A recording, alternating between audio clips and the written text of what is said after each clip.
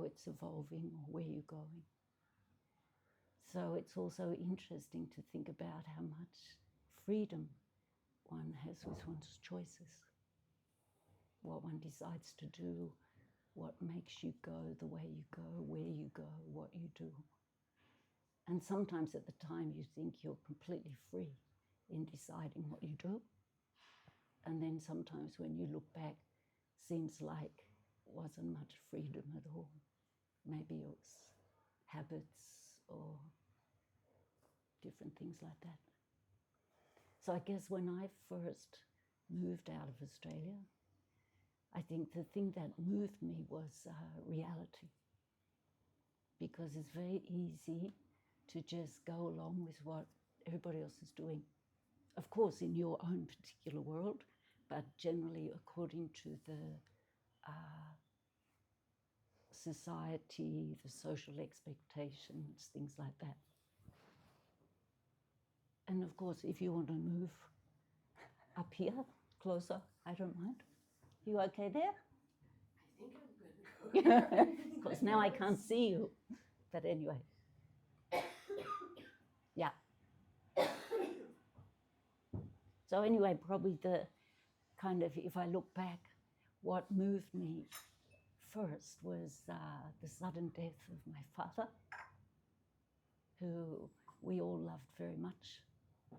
One of our family friends just recently said to me, your father was the nicest person I have ever known. I thought, wow, that's a nice compliment. But anyway, my father died suddenly. So it's like you can't say goodbye. You can't say thank you. It's like, and there's no return. So when I was in my mid-20s, that happened. And so that, I don't know if it was on a conscious level, but probably on a subconscious level, made me start to look at my life a bit differently. Was I going to just do the crazy things I was already doing and then just dip out like he did? And so then somehow out of all of that, not thinking that, I don't know, I think I didn't see much satisfaction with just following what everybody else was doing.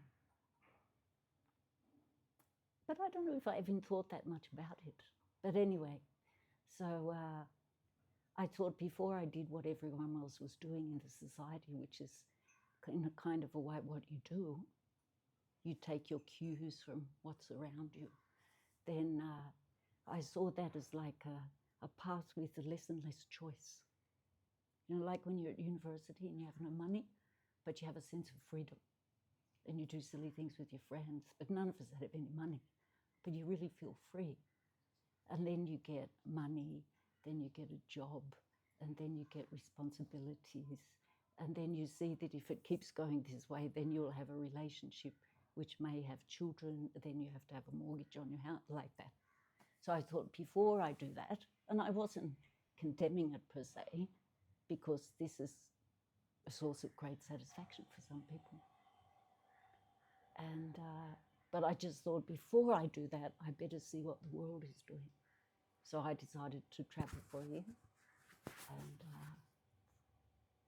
going from Australia, the easiest way was to just jump into Singapore and then go overland and see what you found. And then lots of experiences. And probably quite a strong one was the people that you meet when you travel. And of all the different countries, and probably India leaves the strongest impression on people. They love it or they hate it. So in retrospect, you can look and think, well, what's the reality of India? Is it really good or is it really bad? Then you find out much later that it depends on your mind. But I didn't think that far.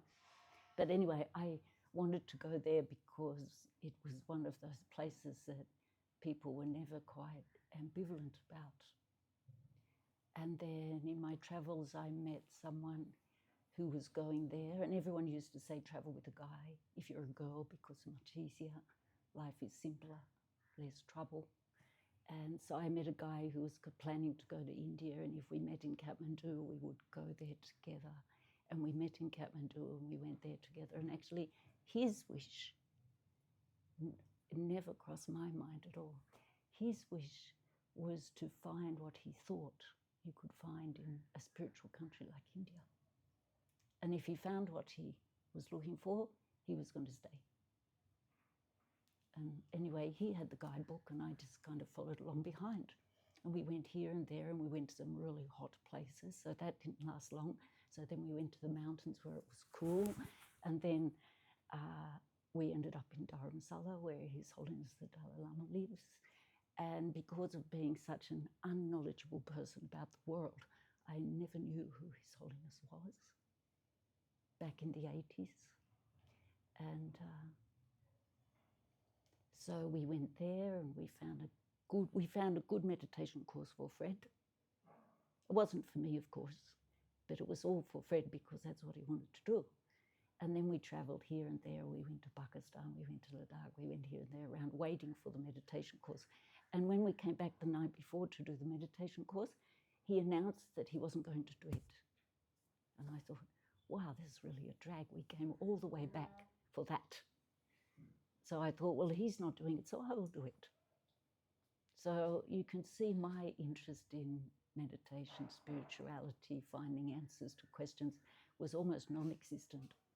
I was just a hedonistic traveller. But I couldn't see the point of coming all that way back, and neither of us did it. So I did it because he didn't do it. And I liked so much what I heard. It didn't mean I accepted what I heard, but there was something in the sincerity, in the genuineness of that Lama teaching. Even though most of the things he taught was suffering, day in and day out, but still there was some sense of genuineness, and he wasn't there for himself. It was very clear. He didn't want anything from us. He was just sharing, then that was it. So this for me was quite impressive. And we would have our own experiences of suffering, of course, because that was the topic we were always listening to. And he would laugh at the end of the day and he would say, but I will see you tomorrow. So it was kind of an interesting mix of new information and stirring up some internal world. But anyway, I still enjoyed it, even though I didn't accept karma and I didn't accept reincarnation and blah, blah, blah, blah, blah. But something caught me. And then after that course, I could have been a traveller, but I was actually bored with being a traveller. Backpacks get heavy after a while. Yeah, there's so many mountains and there's so many hotels and there's so many buses and trains and views and people. And I hadn't run out of money, so I didn't have to go back to work. And my friends in that course were coming here to Nepal to do a 1-month course. So kind of, because the other alternatives didn't work, kind of it was the last one left, so I came with them. Yeah. So of course I liked the first course and I loved the second course. And that's where I met Lama Zopa, who was teaching the course. And even though in this life, of course, I knew nothing about this person, but it was almost like when I saw him, I thought, this is my teacher.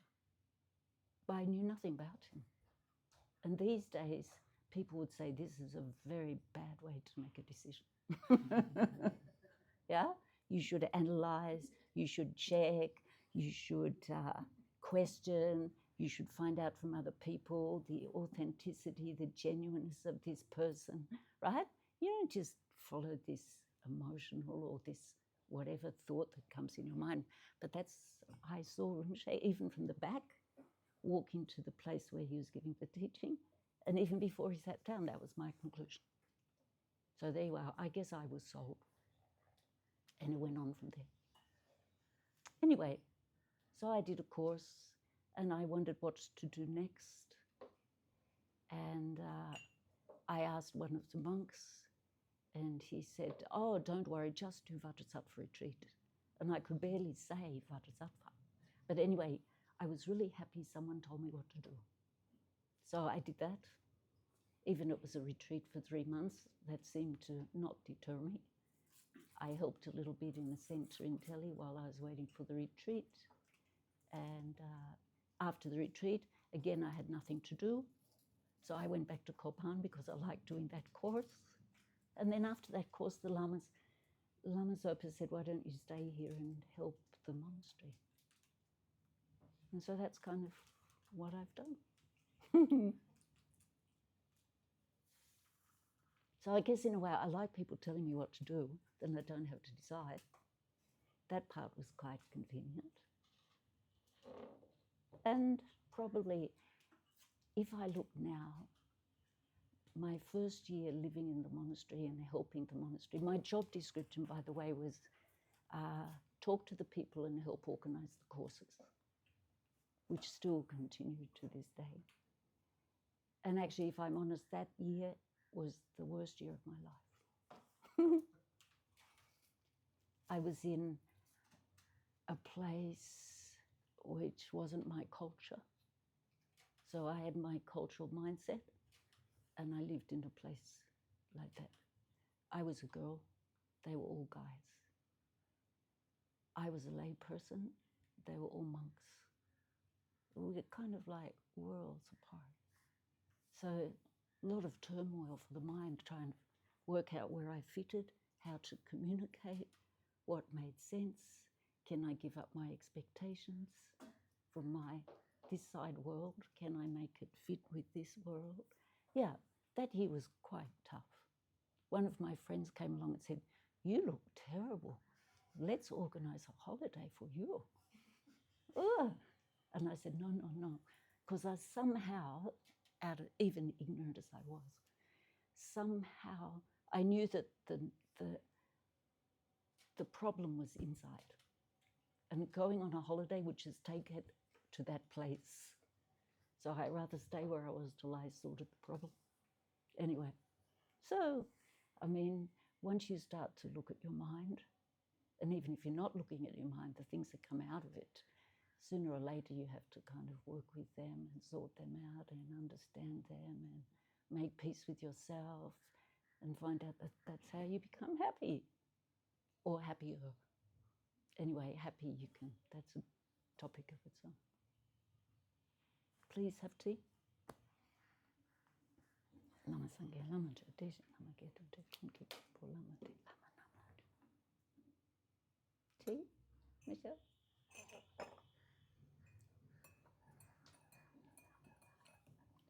I hope everyone online is having a drink. They always have, actually. Oh, they always have. It makes me jealous. I sit down with the mugs. Oh.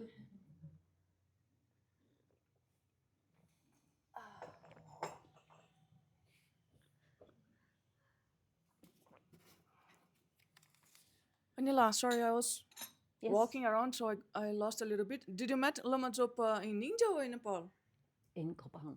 In Kopan, okay. So When I did, I came and did November course, and then he was also teaching. And actually that course, he taught the whole course, morning, afternoon, every session, not the meditations, but all the teaching with Rinpoche. So as the years went by in Rinpoche's life, he probably taught less in terms of hours. Rinpoche was famous in the early days for teaching well past midnight and often till breakfast time, until His Holiness the Dalai Lama made a rule, 12 o'clock you stop.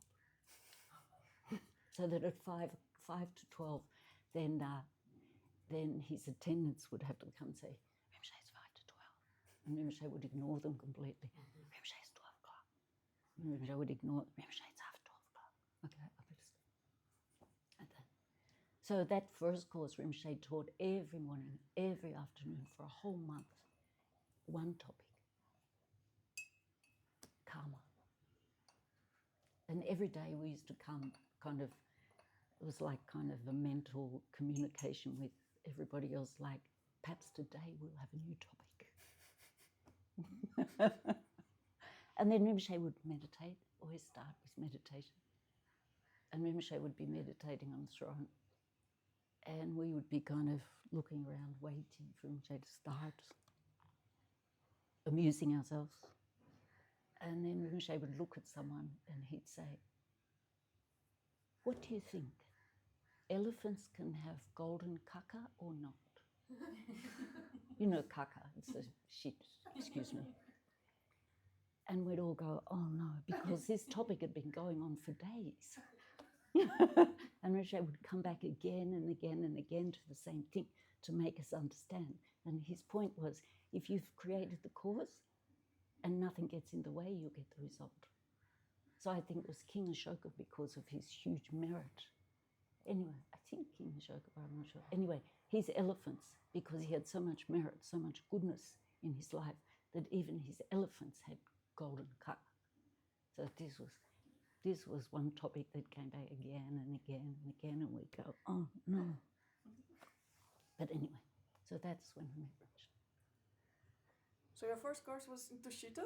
No, my first course, just for 10 days in '83, was in Tushita in Dharamsala, India. Then after that, I came and did November course because I was a bored backpacker traveller and I didn't want to go back to work. And so that was the alternative, do another course. And when did you decide to become ordained? Probably that was 83. I became ordained in 89. And I lived in the monastery for those years as a volunteer, doing this and that and whatever the abbot wanted me to do. And one night late, I was doing some accounts in the office and he came in and he said, "You should become a nun." And my immediate reaction without any thought was, "Yeah, but what about my mother? Sorry, say again? What about my mother?" I see. Because this wouldn't be necessarily the greatest idea in the world, according to her point of view, you know. So actually I had to wait some time, and that was the thing that actually stopped me becoming a nun. I lived there happily in the monastery. After the first year I got a bit better. And I used to admire the life of the monks. They were always happy. The day before the exam, the day after. I mean, I don't know how you went through an education system, but we used to cram a lot for exams, study hard and catch up on all the stuff you didn't do in the rest of the year. Yeah? And then I would say to the monks, "Tomorrow you have exam. Why aren't you studying?" They say, "Oh, this we've been doing for a whole year. Do you think one night is going to make any difference?" They were so relaxed about everything. Yeah? This also impressed me that they had a much more laid-back relationship with their life activities. Anyway, our teacher knows who's good and who's not good. What's the exam going to change? They'd say things like this. Anyway, no, so I admired not just that, but they were always happy. They could always joke, they could always chat and make fun of something. Their minds were much lighter than mine.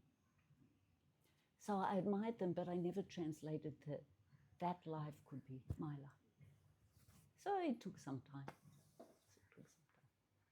And then I had to recognize that my main obstacle internally was that when my mother really kind of started the Third World War, I would say, about my life choices, that she wouldn't change my mind. So I would just wear that. And actually, after I became ordained, the abbot, very wisely, he said to me one day, "You know, how's your mother?" And I said, "Well, you know, it's like a war." And he said, "If you go home to discuss with her, you will just fight. So don't go home." That was his solution. Wait, give it time, let it settle down, and then when you meet, it's almost a surprise that you bothered to go home, from her point of view. So that was an interesting way to solve it. Because many times when you have a problem, you want to get in there and sort it out. But sometimes time, silence, space, it can sort itself out. Anyway. So how long took till you see your mother after you got ordained? A few years. But my commitment from the abbot, extremely kind, Lamalund, I had to write to my mother every month. because at that time no internet. So the only way to communicate was letters. And I was always making up, every month I had to make up my letter story of something new that I could find to tell her about. And the point was to let her know that I was open to her, that I hadn't closed off from her, and that, I was still part of the family. So letter after letter, after postcard, after letter, after birthday card, after Christmas card, yeah, I was getting quite good. But it worked, of course. Yeah. Anyway, went like that. And I do go home from time to time, less now because my mother also has passed away, but I check up on my siblings from time to time. And interestingly, all except for one sister-in-law, then they've all eventually come over to see where I live. Out of interest, where is it? And they all enjoy, of course. Yeah. So it's good. Works well. How was it with your mother before she passed away? Well, it probably took her 20 years to accept that my choice wasn't so bad. Oh, that's... Yeah. No, my mother, I mean, she has kind of humorous, quirky kind of view sometimes. She used to ask me, why don't you just do your Buddhist stuff on the weekend and be like everybody else in the week? That was one of her proposed solutions. And then I remember one year I went home to see her and she said, you haven't thought of getting married yet? Because I guess for her, that was her source of happiness. Raising a family, being part of a family, taking care of children, helping them live in the world, whatever. That was her satisfaction. And she didn't want me to miss out. You know, she thought if that's the source of happiness, even though she didn't verbalize it like that, then she really didn't want me to miss out. Anyway, different things for different people. And then also, I mean, I had some school friends who had very tumultuous lives. And so she knew their mothers, and the mothers would relate all the stories of what's happening, the relationships, the marriages, the abuse, the children, the drug addicts, the handicapped children because of road accidents. I mean, my mother would get these stories, right? Then finally, after 20 years, she accepted that I missed out on a lot of problems. So I think she resigned herself that it wasn't bad. And I remember the first time I went home, I was with her in a shopping centre, and I grew up in the country in Australia. Not in the middle of the big city, but in a country town. And of course, when you go walking through the shopping centre of a country town looking like this, then, I mean, people always look, yeah? So my mother was very shy because she was with me and everyone was looking. And then after a couple of times in the shopping centre, she kind of got happy that everybody was looking at her. She felt like something to be proud of. So it goes like that. In Australia, people look. I lived in New Zealand for some years at one of the Buddhist centres. And I said to one friend there, will people mind that I dress like this? And he said, well, they might mind, but New Zealanders are very polite. They will never say anything. And I notice you go into the shopping centre and nobody overtly looks at you till they've walked past. Then they're like that. Yeah. So generally, okay. Anyway, that's probably enough about me. So it was not, so get married was not a issue that was missing for you, but when you decide to become ordained, there is things that was difficult to let it go about?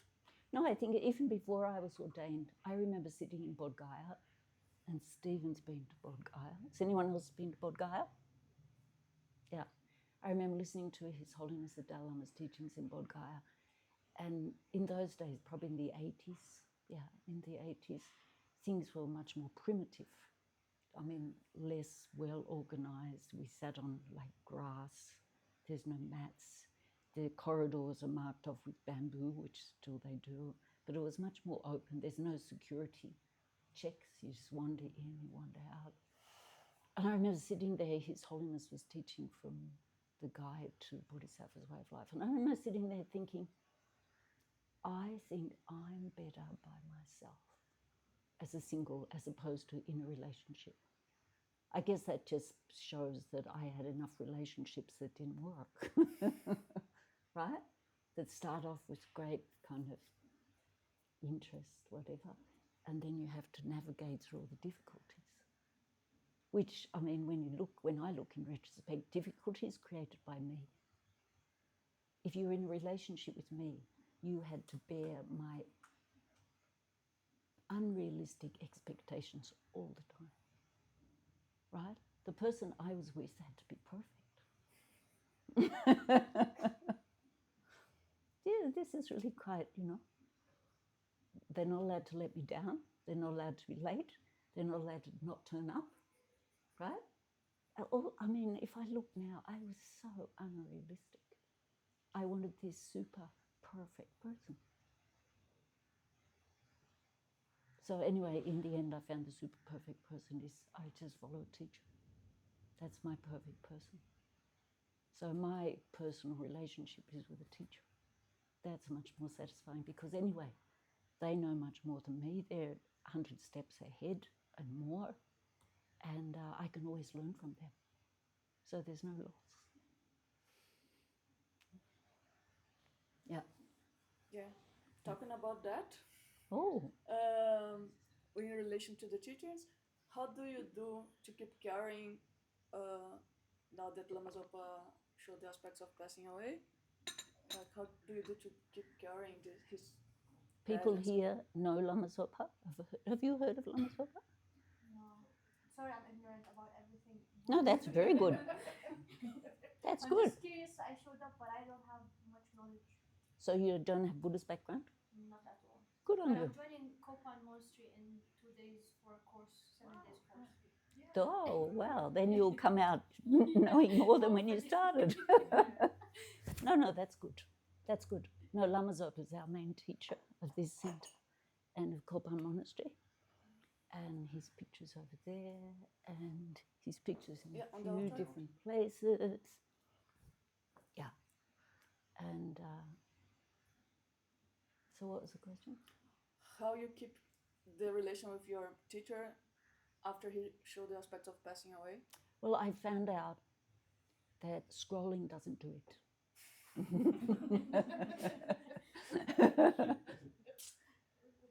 I found that out. No, it's kind of like this whole thing of internet and apps and phones, and especially the algorithms that they create to keep you tied into looking for something more. Like someone sent me recently, this is a side story of course, someone sent me recently a BBC program of one lady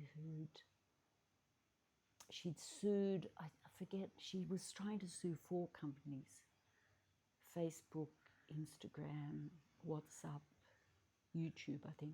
2 of them settled out of court, 2 went to court, and she got, I don't know, $30 million or something, some outrageous amount.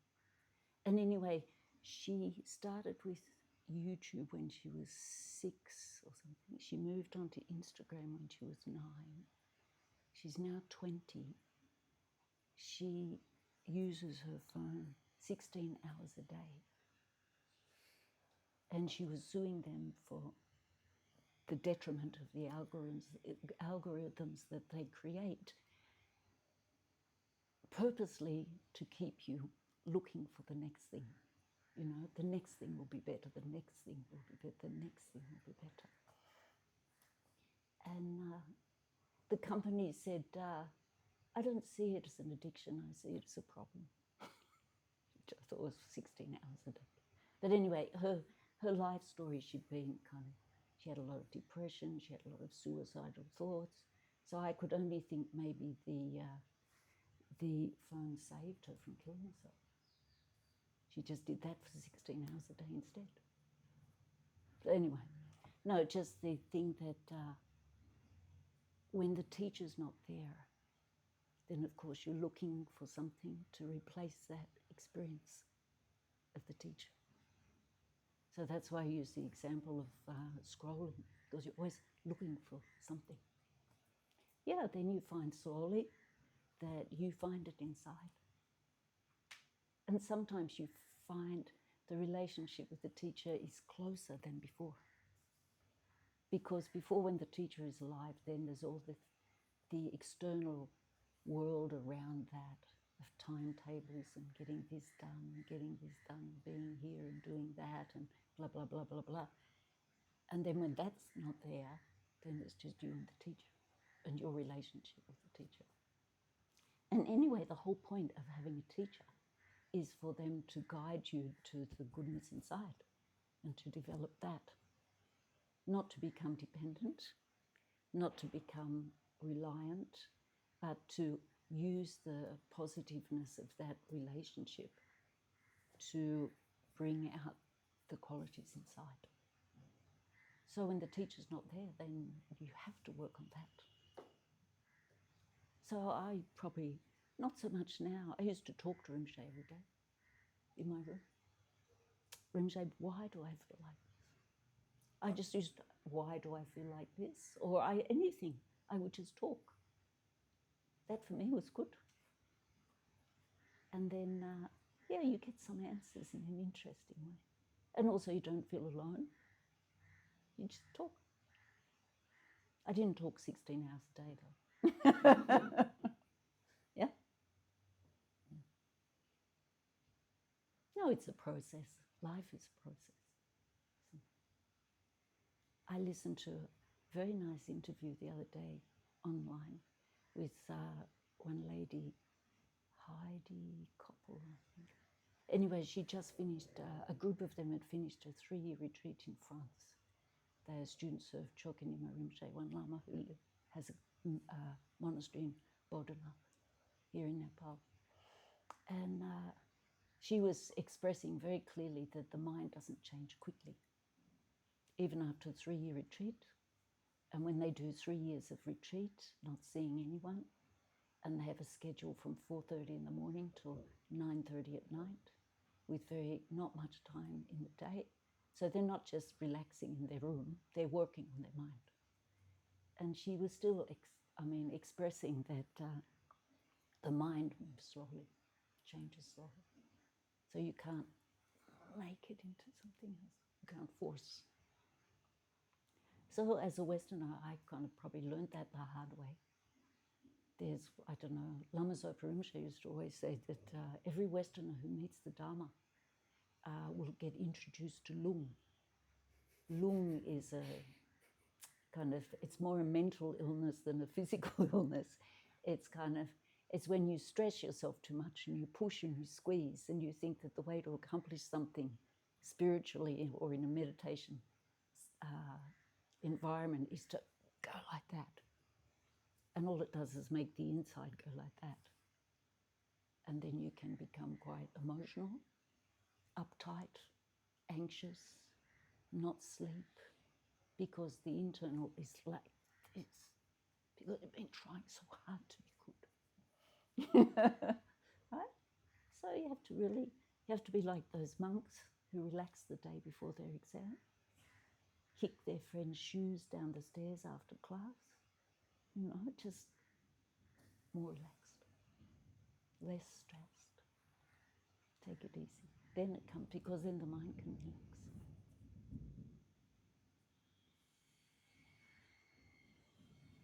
Okay. Questions there?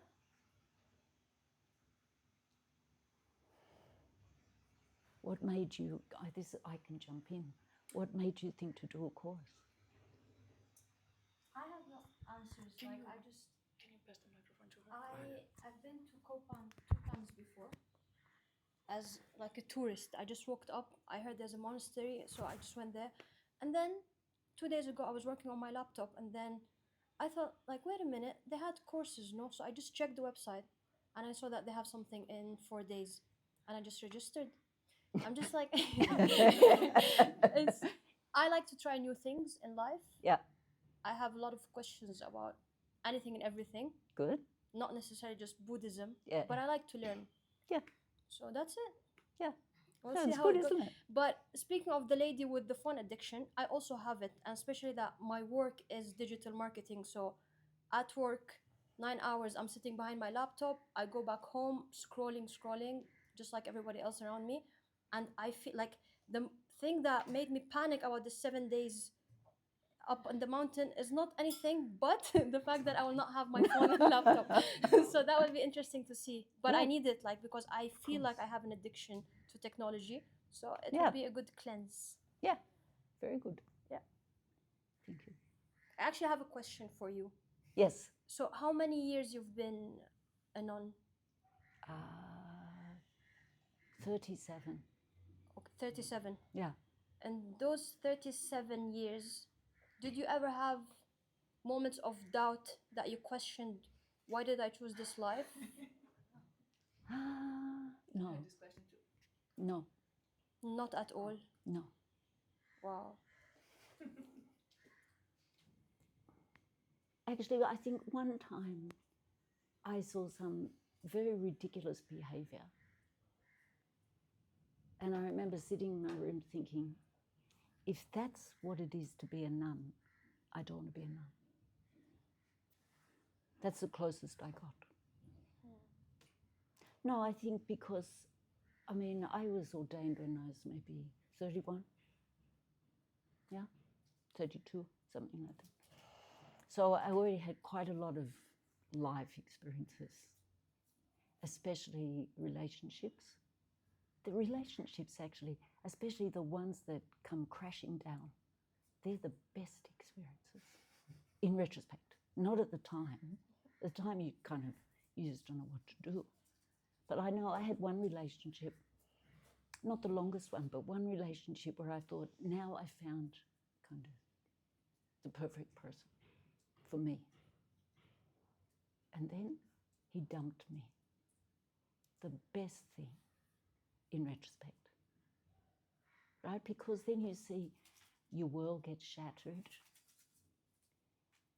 I mean, much later you can see this is my whole mental projection. But at the time you don't see that. But later on it's a really good example to go back to. I projected all of that. You know, the wonderful life, the wonderful feelings, the wonderful person, right? And then they dump you. And you go, where did that come from? And that's really good because it's a really strong emotional challenge to your reality. And that's really valuable. Otherwise you believe your reality, everything about it all the time. And that's dangerous. That's more dangerous. Yeah? Yeah, so no, having enough experiences of this and that. And I mean, when I worked, I kind of enjoyed working, but I knew it wasn't the end, right? Then my father passing away, that kind of jolted me, my relationship collapsing. I couldn't see where I was going that was going to be more satisfying. Better run around and have a look what everyone else is doing, then I will know why I'm doing it. And that's the great thing of traveling. You may have so many experiences that are out of your culture, out of your normal mindset.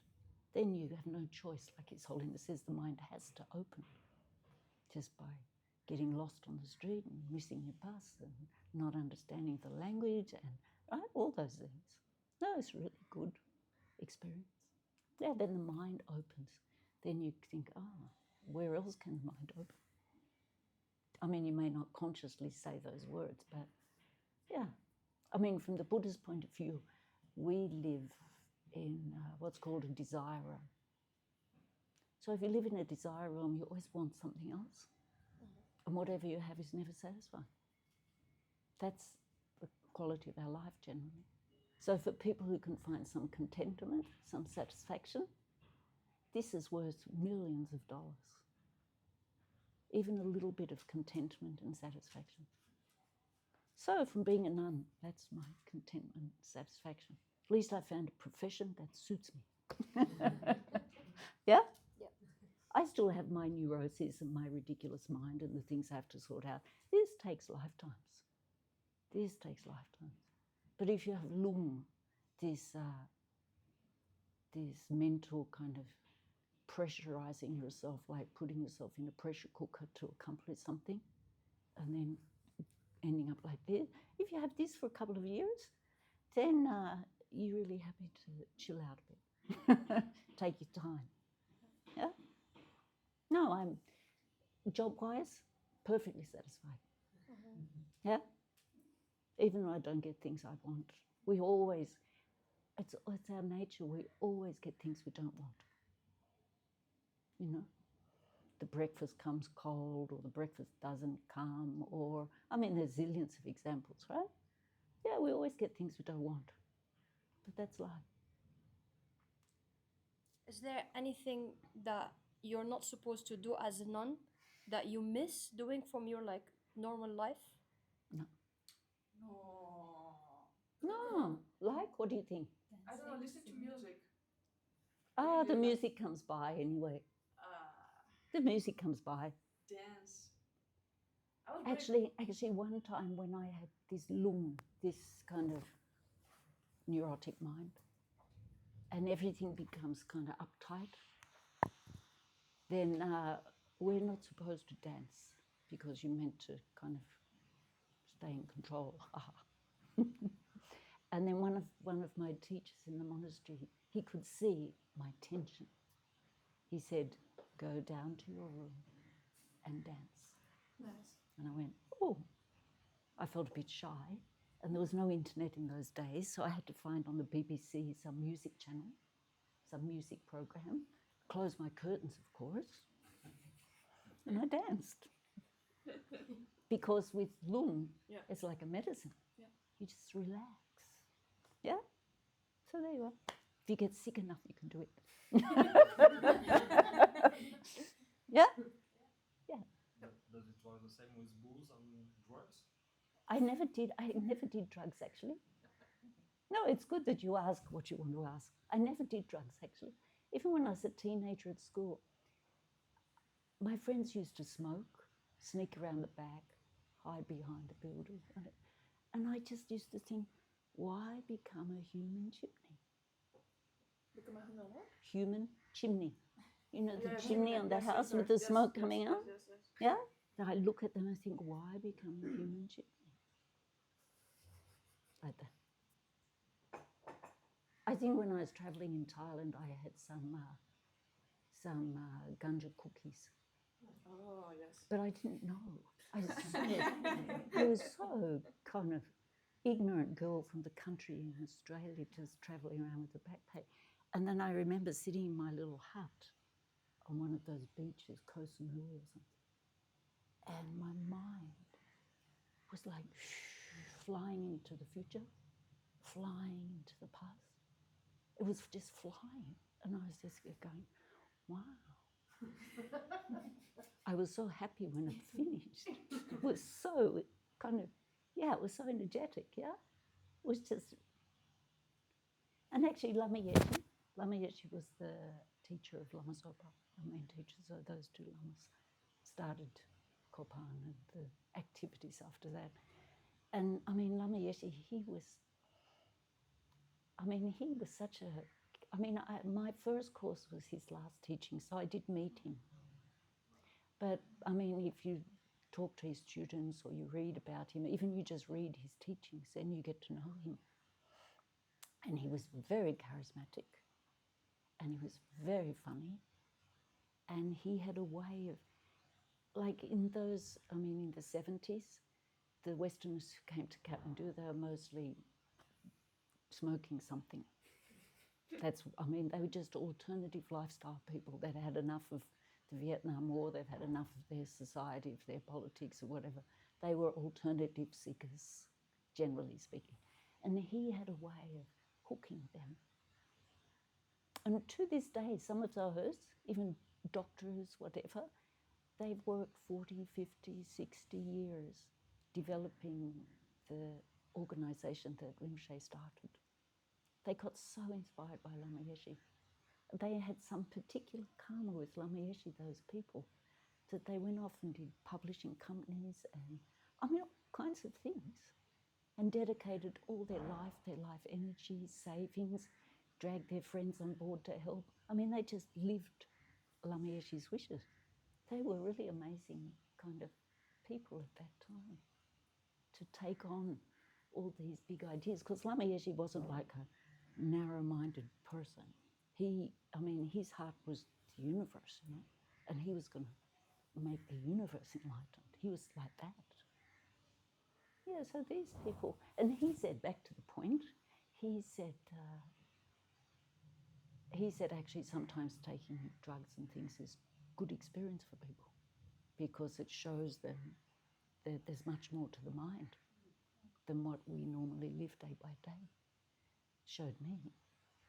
And he said, but only for short term, because otherwise you're dependent on an external thing. And the whole point of developing your mind is to become independent of anything external, become completely reliant on yourself. Yeah. Yeah. Anyway, in the meantime, there's coffee. Isn't it? Coffee, tea, sugar. Yeah. Have you seen an evolution in the time? Yeah. I'll be brief. Have you seen an evolution in the time that you have been a nun in the perspective of nuns within the monastery versus monks and in the position of women in Buddhism? Oh, for sure. It seems like it's accelerated. Yeah, but I have to announce at the beginning, I'm not a feminist. Right? You are not what? I'm not a feminist. I see. I mean, I grew up with older brothers, and we had very good relationships. Yeah, so I don't feel like they gave me a hard time. I lived years in a monastery with monks, and I admire them. They're like my brothers. And I don't have this. Some people have. I don't have this view that have to get those women up on top. Now, I'd rather get everybody up on top. Yeah? And if I'm a woman at this time, yeah. I remember in the past, our previous abbot, Great Kind Lama Lunda, we'd have many discussions because at that time they were starting the nuns' place just near the monastery, near the monks' place, Kopan, just down the hill. And he was really supporting them a lot, helping them get started, helping them develop. There's almost 400 nuns down there. There's nuns who've finished the Geshe studies, which are the studies that the monks had followed for centuries in Tibet, which they could never do in Tibet, but they've done in the West. And so there's a whole bunch. I mean, one of those nuns, amongst the Tibetan nuns, she came top because she really had determination to do these studies. And yeah, so there's been lots of development. But I remember talking with Lama Lunda, and he would quite often ask me, who's better, the monks or the nuns? And the conclusion we always came back to was it's what you do with what you've got, right? You can be lazy, smart, energetic, successful on either side. So I kind of stay by that. It's what you do with what you've got. And of course, you live in a social context, so often some opportunities might not be there as a woman. But I think more and more the opportunities open up. But I think the right way to open up is with like some kind of integrity, not with some kind of arrogant, angry attitude, or, we've been disadvantaged, so now we have to, show them, right? I mean, if you do it for the benefit of all sentient beings, for the men and the women, and you put your energy in your life to develop yourself to progress in order to benefit others more, I think that's good enough. But generally, yes, I mean, there's more study opportunities for nuns. There's nunneries that didn't exist before. Yeah, no, things are changing and for the good. Yeah. But I mean, some people say if the women get too strong, then the men will get discouraged. I mean, this is called welcome to cyclic existence, to samsara, right? If you're born with a body and a mind that's not perfect and pure, then problems will come. This one goes up, this one goes down, this one goes up, right? That's the nature of our life. Yeah. No, somebody said recently something about we should give more encouragement to the men because they're going to feel kind of taken over by the women. Some comments like that, which I find really funny. Then you know this is cyclic existence. Yeah. Fun is not the word. Formulating Yeah, no, fun is not the word. But in a similar she's- direction, but changing a little bit topic, like you have been in some Western Dharma centers, but then you choose to spend your life in Kopan. Yeah. And can you talk a little bit about the difference there? And how do you think that this shaped your life in a different way, being in Kopan and not in a Western Dharma center? Oh, I think super fortunate. Yeah. Super fortunate. I lived 7 years in a Dharma center in New Zealand. And I don't know if it's indicative of all the centers in the world. But I mean, Buddhist centers in the West, they're babies. I mean, it's very new. Yeah, it's really new. They're in a culture that doesn't follow their thinking. They're really new. It takes time, takes hundreds of years, right? Whereas I live in a place that's a branch of what's been going on for hundreds of years. So things are much more established. There's hundreds of monks, yeah.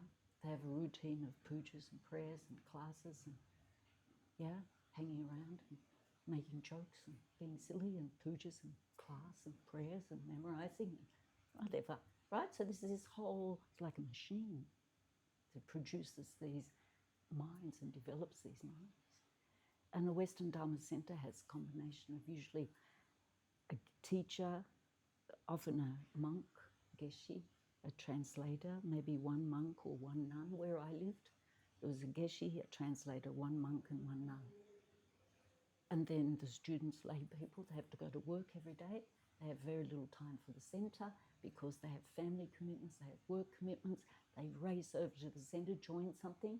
And our teacher was always trying to get them stay 15 minutes, have a cup of tea, talk to your friends, relax. But they have to get home because of this and this and this. I mean, they're really stressed lives, right? Mm-hmm. So then centres develop, but I mean, people have so many other commitments in the West. Mm-hmm. Generally, I live in a monastery where everyone living there is part of the monastery. If you work for the monastery. You know, it's a completely different situation. And it's supported culturally by the community around. Yeah. When I lived in New Zealand, there was we were looking after someone's family dog because the family wanted the dog put down because it was like a 17-year-old Labrador, very frail and Chloe was very frail. And Chloe used to always walk out the gate and try and walk up the road. And she was almost like a walking skeleton. And of course, the neighbours would ring the animal welfare and say, these people are abusing this dog, right? And then we would have to get our friend's friend, who was a vet, to speak on our behalf to tell the animal welfare group that they're Buddhists, they're not abusing, but they don't kill. So they're taking care of this old dog until it naturally dies. So even in that small environment around the centre, people thought we were weird. Because we wouldn't have this dog put down. Even though it was clear it was a walking skeleton. It was so old. But Chloe was still walking. Yeah? So just those examples.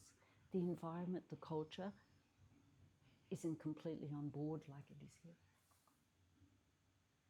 Or as much. Yeah. So it's a different world. And also I think there's great value to live outside your culture. Right? Outside my Australian mindset.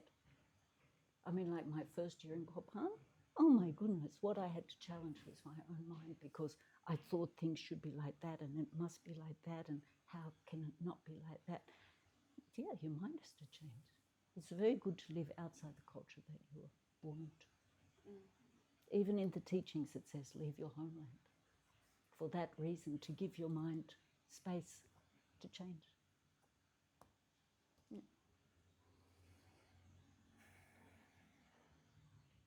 Yeah, you said now, and actually the text that you wrote to me to us to do the communication, you also said that you feel that you are extremely lucky. Yes. Can you unfold a little bit why you think that? Why you consider yourself very lucky? Well, maybe like, what's your name? Lean. Hmm? Lean. Like Lynn. I was exactly like Lynn.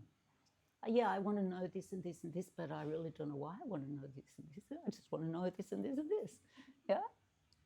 And then somehow, I don't know, looking now, you can say it's past karma that I end up in this situation.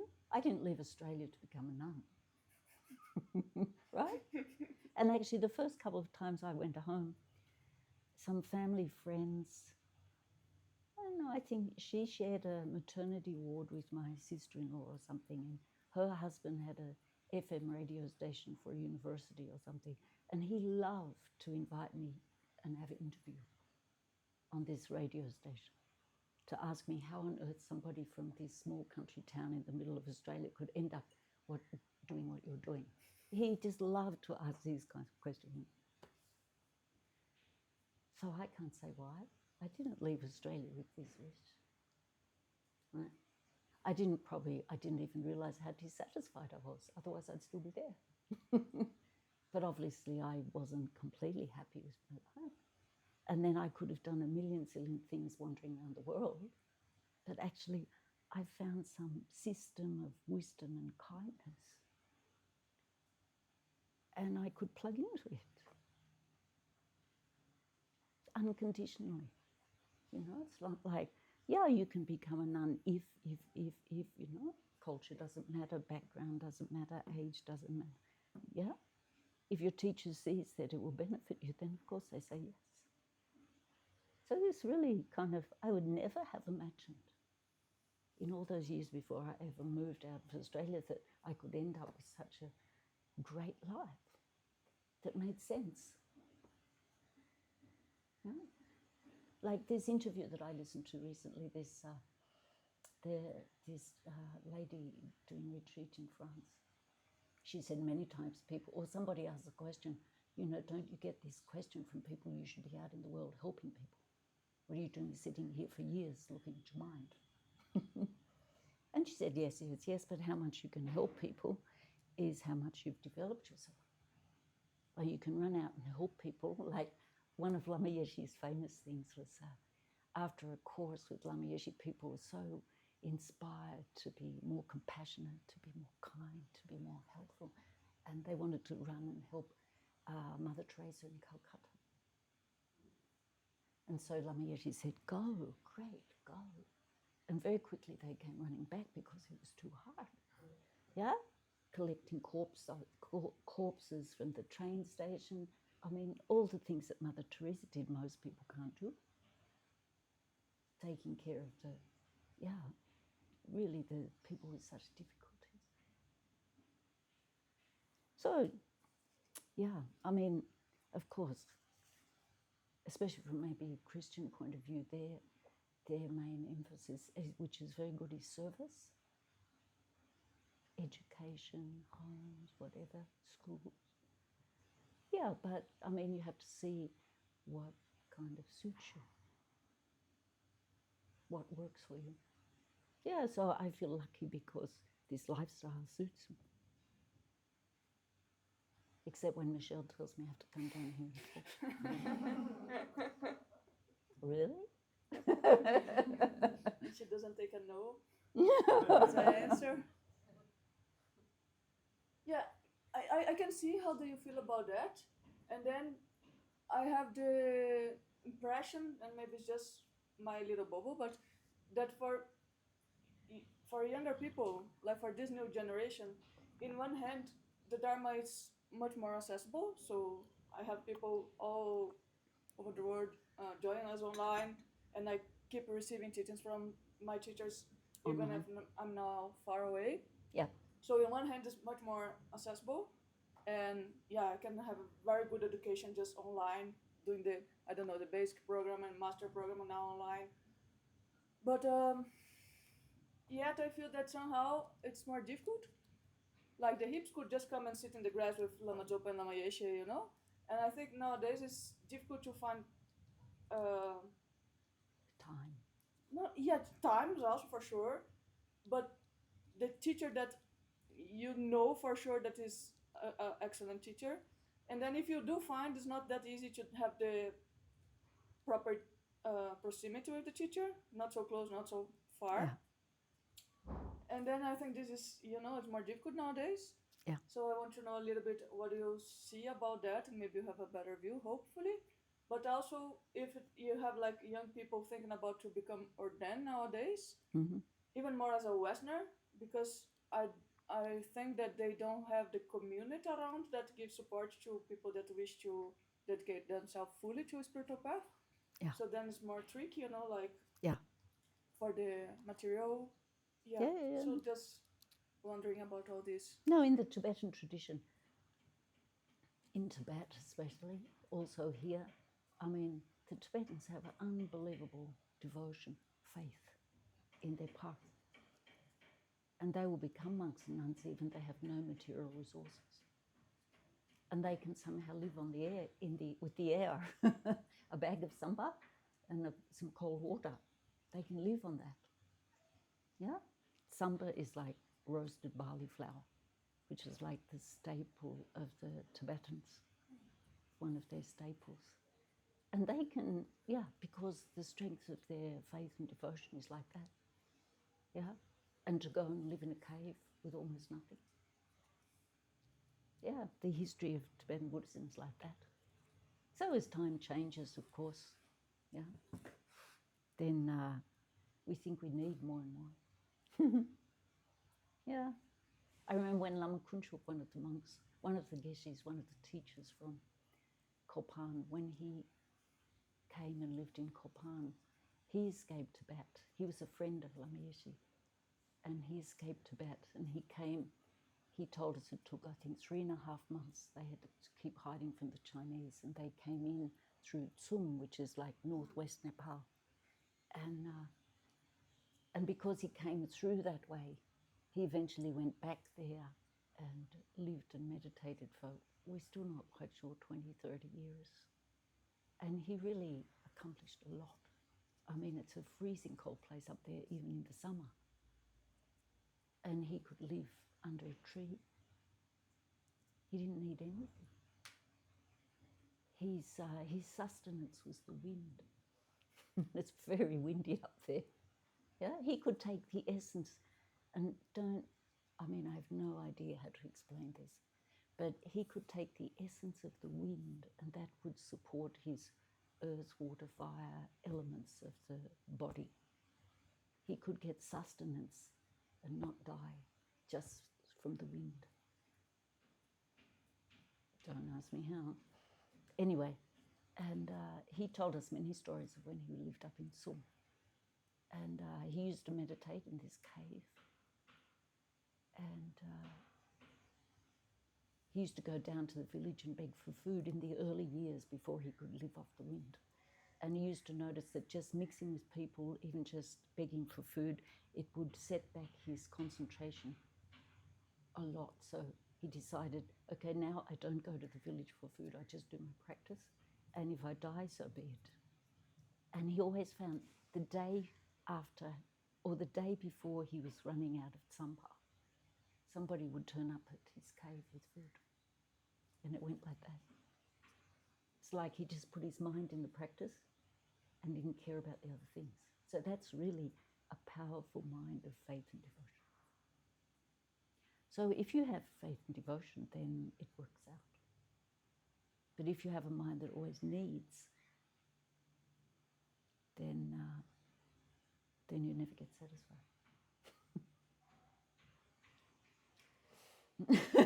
True, and not easy. No, of course it's not easy. But somehow, I mean, even my small Mickey Mouse kind of lifestyle, Minnie Mouse kind of lifestyle, and I live with a lot of comforts, and I don't have an austere kind of life at all from my perspective. I live really comfortably. But over the years, I remember sometimes I had to pay for things, and I'd say to Lamlund, the abbot, "This is really expensive." And he'd say, "Just be generous," which means change your mind, right? Instead of always thinking, kind of small and tight, be wide and open. And that changes. You change the mind, you change the perspective, you change the life. And I always thought, when I run out of money, because you still have to pay for things, I mean, in this world, when I run out of money, I'm going to do this, I'm going to do that, I'm going to do this. I've never done any of those things, because it always somehow works out.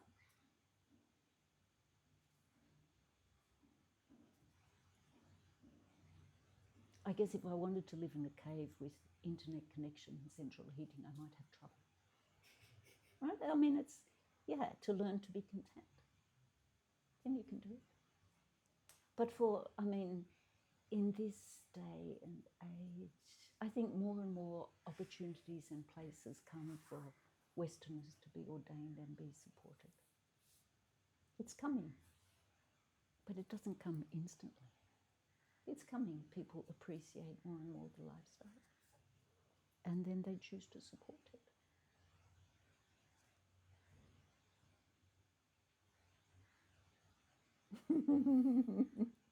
Yeah, no, I'm asking this question because I think for a lot of people can be, something that they have these questions themselves, but also because I have heard a few times actually from good teachers that they nowadays the advice is to keep your job, or to find a job, to get a job, and to be responsible to keep yourself. Yes. So Yes. somehow since the advice become a little bit the opposite, that's something that I... Yeah, no, it's an Yeah. expression of the general climate of the world, isn't it? And maybe for that person, it is better to do that than to be ordained. I remember when I first lived in the monastery, there was one couple, and before they were married, Lama Lunda, the previous abbot, he used to tease the guy and say, "You should become a monk, you should become a monk," because for Lama Lunda, people wanted everyone to become a monk. He was the abbot of the monastery, right? And then this person really wasn't into being a monk, but anyway, he thought perhaps he should try because Lama Lunda was saying he should do. And he went to Lama Yeshe to ask, "Should I become a monk?" And Lama Yeshe just laughed. He said, "You become a monk? No, you marry her." And he did. And they're still together, 3 children, whatever. But for this guy, it's better I don't mention his name. Oh, I'm super curious because I think I know where it is. No, but for this guy, it was the best thing because he grew up in a privileged family. Oh, I He know was- who it is. He was over here on a scholarship studying, right? Anything he wanted, he could get from his family. And to get married, he had to become responsible. He had to go and study, get some qualification for his profession. He had to support a wife and children. So it's not for everyone to be a monk or nun.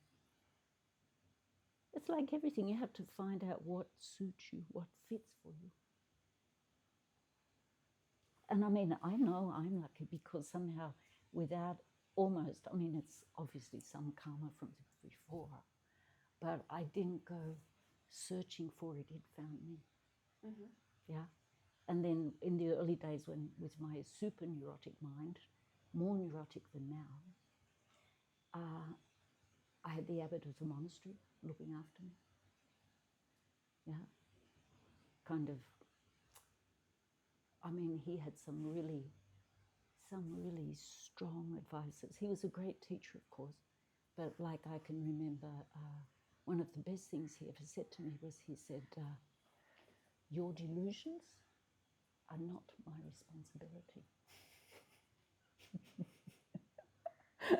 Meaning, it's your job, right, to look after your mind. Mm-hmm. It was great. I mean, at the time, I was like, but yeah, those kinds of advices. So in the early years, I had someone kind of almost like walking around behind my delusions, just checking on them, right? So that personal help, that's why I feel fortunate. Yeah. Yeah. Then Rinpoche, Lama Zopa Rinpoche, coming to Kopan many times, spending the last 3 years of his life there. Yeah, having the opportunity to serve, to fulfill his wishes, go and get this, go and find that, a bit like a Girl Friday. But then you learn so many things when you see up front the lamas, how they are. Like, I think in the last 3 years when Lama Zopa Rinpoche was in Kopan, I never, and probably for many years before, I never heard Rinpoche say, I'm hot, I'm cold, I'm hungry, I'm thirsty, I'm tired. All the things that are important for us, that we have to get managed before we can do something else. Never you hear this. Never complain, never criticize. This I found was really amazing. Because when things happen that we don't like, then it's always the problem is out there. We never think the problem is here.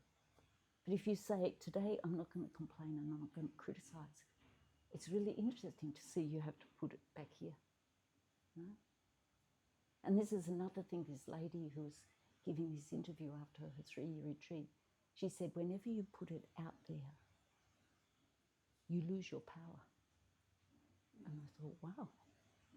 Because wherever you put it here, you give yourself the opportunity to do something about it.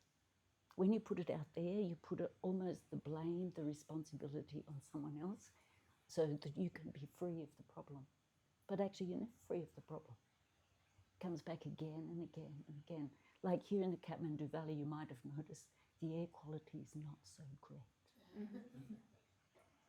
So there are people who can say something about this every day, about the air quality, whether it's gone up or down or whatever, right?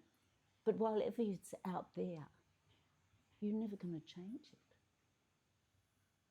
It has to be, I produce this because of my karma. This is one of the things Lama Zopa Rinpoche said when one Bhutanese student came here to visit Kathmandu, and Rinpoche wasn't here, so he sent the message, well, don't waste your time. Do circumambulation of the big stupas, the one in Bodha and the one in Swayambana. And just remember, there is no pollution in the Kathmandu Valley, is what he said. To stop the complaining.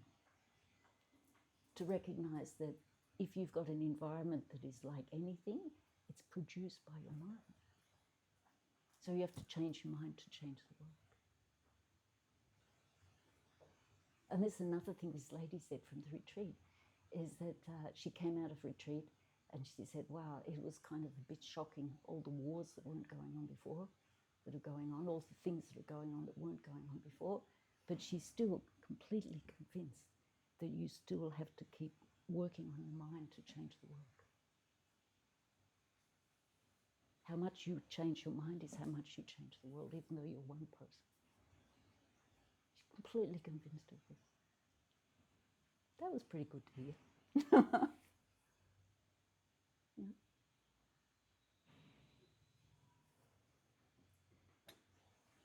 Any questions here? Otherwise, I have an online question. The ones here are already sleeping. No, but actually I have a question. Can you give to her then, Yeah. please? Because They're just being polite. regarding the pollution in Kathmandu, I don't feel like I'm responsible for bad breathing, Yes. and I feel like I know why the air is polluted. You know, because there's many There's too- events. There's around too the- much human activity in a small space. Yeah, and there's India and lots of stuff.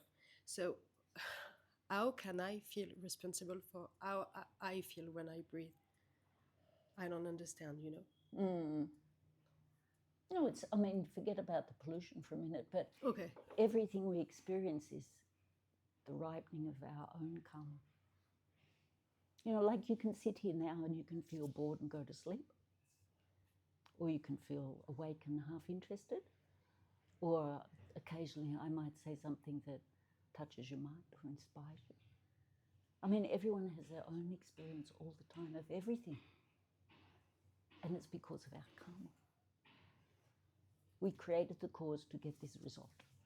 Whether it's the air pollution, whether it's the house we live in, the partner we're with, the job we have, the country we're born in, the parents we have. It's all our production. So at least to be patient on that level to see that it's not a fault or a cause of anyone else. I created it.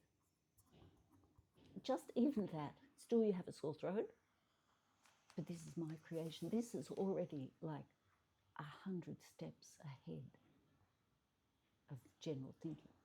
I created this cause. So in the future, I should think more about creating causes for happiness than causes for suffering. So yes, I have to deal with my sore throat and I have to take the medicine, but if there's something in there that a little bit inspires one to find out what's positive and create that, find out what's negative in your life and cut that. And it doesn't happen overnight. Bit by bit, by bit, by bit, by bit.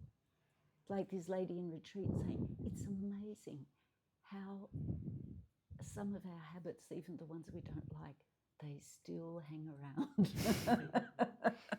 She said, even after, because people think, oh, they did 3 retreat, they must be almost enlightened, right? This completely exaggerated view, right? She said, it's amazing. On the good side, the insights in your mind, but she said also, we have like an unwritten kind of sign thing that we don't talk about our experiences. But she said, just to talk generally, how some of those irritating habits, they're still there. Because, 3 years, one life, beginningless lives, if you really take on board that the mind is beginningless, how much time is that to build up habits? How much time do you need to change them? If you really look in a wide perspective, then you never get discouraged. If you look between yesterday and today, then of course you'll be fed up all the time because there's not enough time to change. His Holiness says, you look after 10 years or 20 years and something changed in your mind, more patient, more kind, more thoughtful of others. It's like a miracle. 10 or 20 years compared to a beginningless mind, and you change something.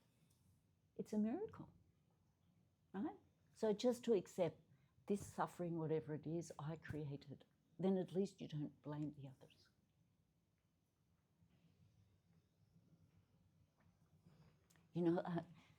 Who was it saying? I think Zongzi said it. It's amazing. There's so many things we understand, thinking about, the environment and the world. There's so many things that we know we have to change. We can't keep using plastic bags forever, example. Even though there's this guy in Australia who goes and, trawls the ocean and gets the plastic, and he uses this 3D machine and he makes boats out of the plastic. People do amazing things, right? Technology, know-how, whatever.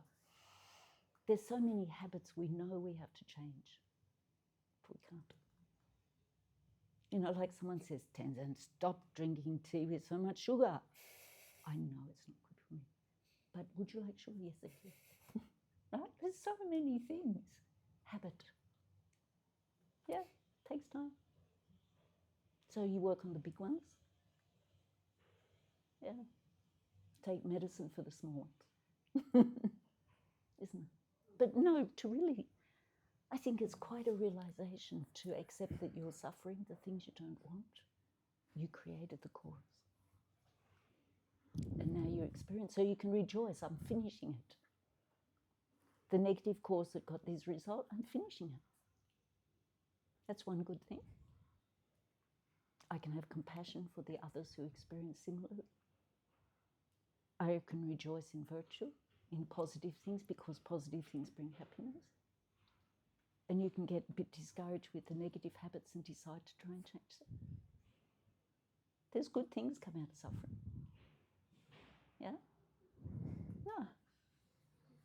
I hate to think what kind of life I would have if I didn't have some intense suffering experiences early in my life. I'd be still creating them again and again and again. Fighting in my relationships, getting divorced, getting married again, getting divorced.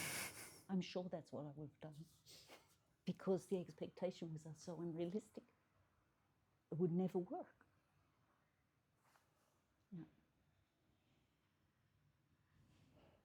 So what do you mean when you said that it's our karma choosing where we are born? This is a good one. I go to the toilet by the time you answer. Is That's why you need a course in Kopan. it because of like reincarnation? Yes. Okay. Yeah, no, it's mostly because of the mind. You have to learn about the mind. Yeah, the mind is not something physical like this body. Even though they go around together, the mind is something without form, without color, shape, but still it's there. If it's not there, we don't experience. Right? We have a feeling, even as your sore toe. Without the mind, you can't have that pain. So it's the mind is the experiencer. The body is carrying it around.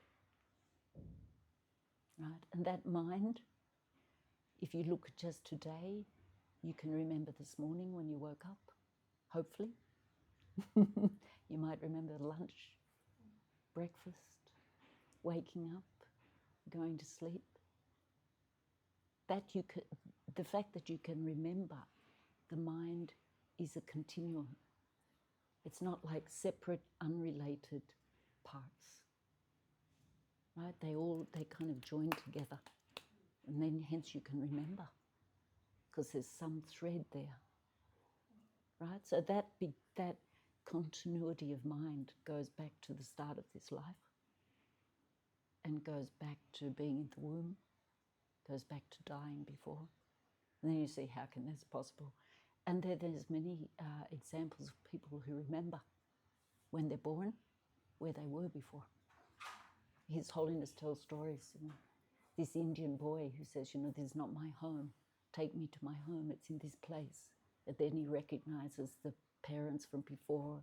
He found his old glasses in the box. All these things that you could never understand otherwise. Yeah. So then, because it's a continuum, then what you create comes out as a result later on.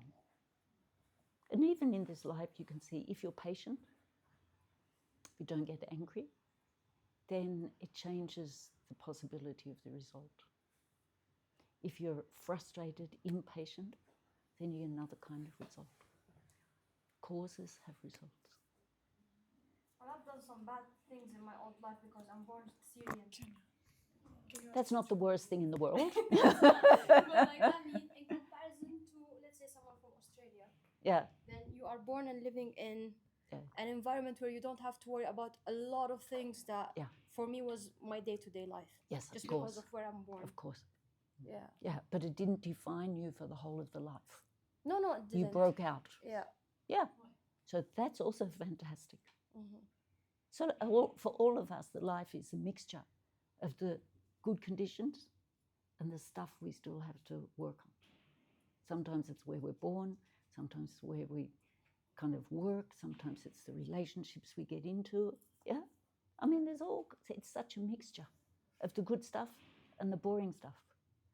Yeah? So we slowly, understanding the mind, we understand what causes create what results.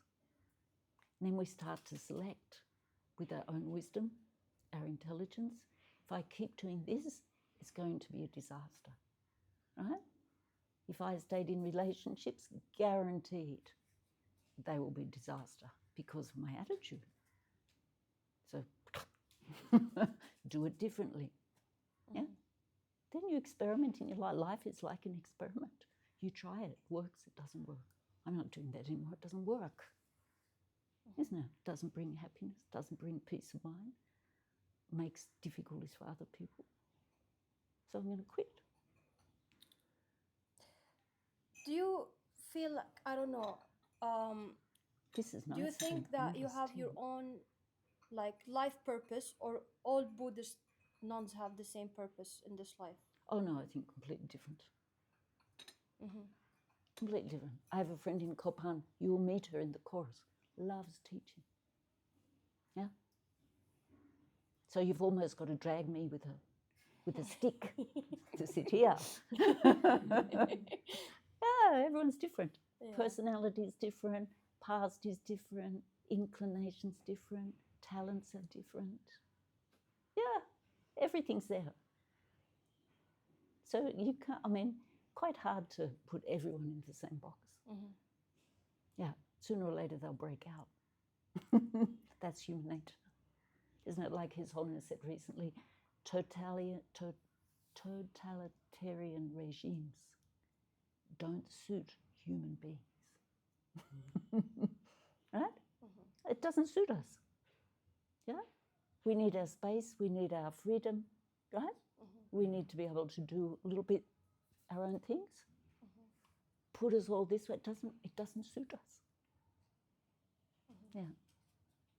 Well, I think you're a great teacher, by the way. That's because she keeps giving me tea. Thank you.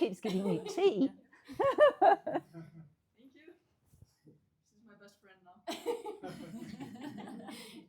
No, actually, I really, for me, from many years before, I mean, if you have clairvoyance, if you can see other people's minds, you know what they need to hear. I have no idea. That's why I like question, answer, chat. I get a little bit of an idea of where people come from. Then I have something to say. But if you have no idea the thinking of people, that's why, for me, I guess completely again spoiled, that I had the opportunity to listen to lamas for so many years. And even not online, but right there. And in a room, Lama Yeshe was famous for this, also Lama Zopa, but many people told the story. Lama Yeshe could teach 100 people, and everyone left thinking, that teaching was just for me, right? That ability to connect with everybody. The words seemed like the same, but how they were received became what everyone wanted. Yeah, that's why I guess I got so inspired by the lamas. They really they knew you before you knew yourself. You know? That's pretty good. Yeah. And also, another quality is what's the expression? They walk the talk. They really walk the talk. It's not just an intellectual. That's what I felt with that first teacher, Gelik Rinpoche. He was a friend of Lama Yeshe. He talked about compassion. He talked about wisdom. But he was like just talking from his experience. And that's really powerful. You know? One of my friends, German friend, she came here many years ago, and I think if she didn't meet the lamas, she accepts she would have been a drug addict on the street. That was where her life was going. She met the abbot of Kopan Monastery, and she was caught by his humor. He was so funny. This lifted her mind. And her present teacher now, he said, everybody should laugh 6 times a day. No, because you think when you laugh, what happens? Something inside goes, isn't it? You let go. Even if it's for a moment, some funny thing. Even if it's these guys on Sesame Street, which are really funny, these guys, these puppets. So she was caught by his humor. Then she met Lama Zopa Rinpoche, and she was completely caught by his genuineness. She felt that when he was describing the path, how you get enlightened, she really felt he was living it. It wasn't just some intellectual knowledge that he'd studied well. He had the experience of it. And that's really a powerful teacher. Because it goes beyond the brain cells, it goes into the depths of your heart. And you may not become those words, but you get so inspired that one day you could maybe the possibility is there that maybe you could be a little bit like that, a little bit like that. And that gets really exciting. A little bit like that, right? Forget about the whole picture. Can I just add something on that, just to convince her to keep coming back to teach us? Because I agree with what you're saying. Just, I also think that there is another hole to be filled there, that it is, I get very inspired to speak with a big lama, and it's amazing if I get this opportunity, and it's true, it's very inspiring, and it's true that you see different on the qualities there. But with this teacher, I will maybe not have the opportunity to do questions, for example, or even if I do, I don't want to pose my silly questions to this lama. And I think it's really important that I have someone that a few steps in front of me on the path. But you know, there's no question which is silly. Yeah, but come on. Otherwise people wouldn't ask. If it wasn't meaningful, then they wouldn't ask. True, but I'm just saying that maybe I have like beginner questions that I would prefer to put to someone that's just a few steps ahead of me than to put to a big lama, you know? Because I also feel that I'm wasting his precious time. So I can have someone that is, it's few steps ahead, and I do... Never waste their time. These, a genuine lama? Yeah. What is their job in life? They're dedicated 100% for benefiting sentient beings. I mean, Lama Zopa Rinpoche, for example, how much energy he gave to reciting mantras for dogs, for goats, for snails, for pigs, for ants. I mean, Rinpoche had a special karmic connection with ants. I don't know why, but the day before Rinpoche would come to Kopan, the ants would arrive in the room. And I said to Rinpoche one day, these ants weren't here until yesterday. And Rinpoche said, oh, they came from Tibet. No, but I mean, Rinpoche would stop. And there's a story that Rinpoche, I think he missed that flight. There were two ants in his seat was like a big bed. Cushions at the back, whatever, he put texts here and here. Before he left for the airport, there were two ants. And he wouldn't leave until he found them, because he didn't want the people coming later to mess up the cushions and the mat and whatever and squish the ant. So he stayed there till he found the two ants. Is that a waste of time? No, not at all. There you are. They're two ants. So the lamas really, their life is for others, and they don't discriminate like us. Oh, this is a big question and this is a small question, so I'll just do the big question. I mean, Rinpoche would come into a teaching and he'd sit there, then he'd say, someone has a question. Then he would use that question for the rest of the teaching. There's no big and small. True. My point is just like, there is some validity to have someone just a few steps ahead, you know? Yeah. Because sometimes we don't Yeah. need a really... Yeah, I see your point. It's just... Saves time. Yeah. Saves time. Yeah. And That's also, the point. Yeah, so it's, maybe you can get this more often than to talk to some high lama. So just like the day by day, someone a few steps ahead of you, I think it's really precious. Because it's, Good. someone that can hold more our hand on the baby steps. Does anyone want a biscuit? I've got a whole plate of biscuits here. Biscuit? Biscuit? Okay. Yay! Because I'm not eating them. You can take the plate. Oh, I'll just take one. Unless anyone else. I will take one too.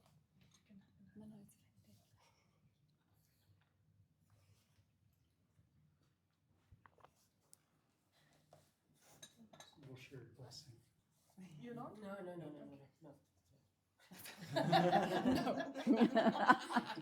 Okay. They've got something going on. You have a question? First, thank you for being here. I have a question to, like, when exactly did you know that you want to stay in Kopan? Or like, what was the, I don't know, Was there like a feeling? Was it like? Well, I mean, I went there because I didn't want to be a traveler anymore. I enjoyed listening to the teachings, and I still had some money. So you don't go home until you're broke, right? Unless you want to work.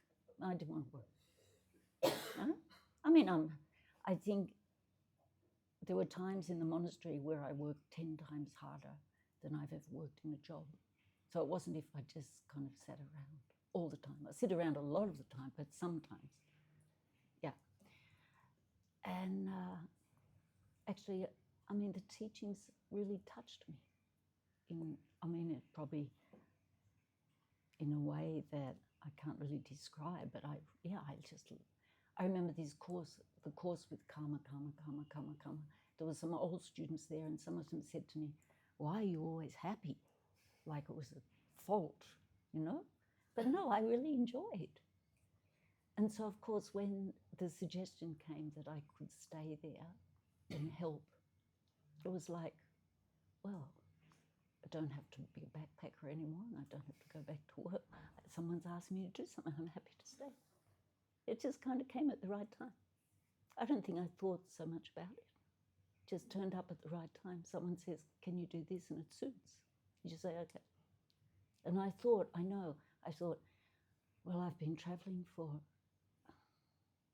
a year or two in between those courses around. And I thought I could stay here for a year, was my initial thought. One place for a year would be nice. One year to be. Yeah.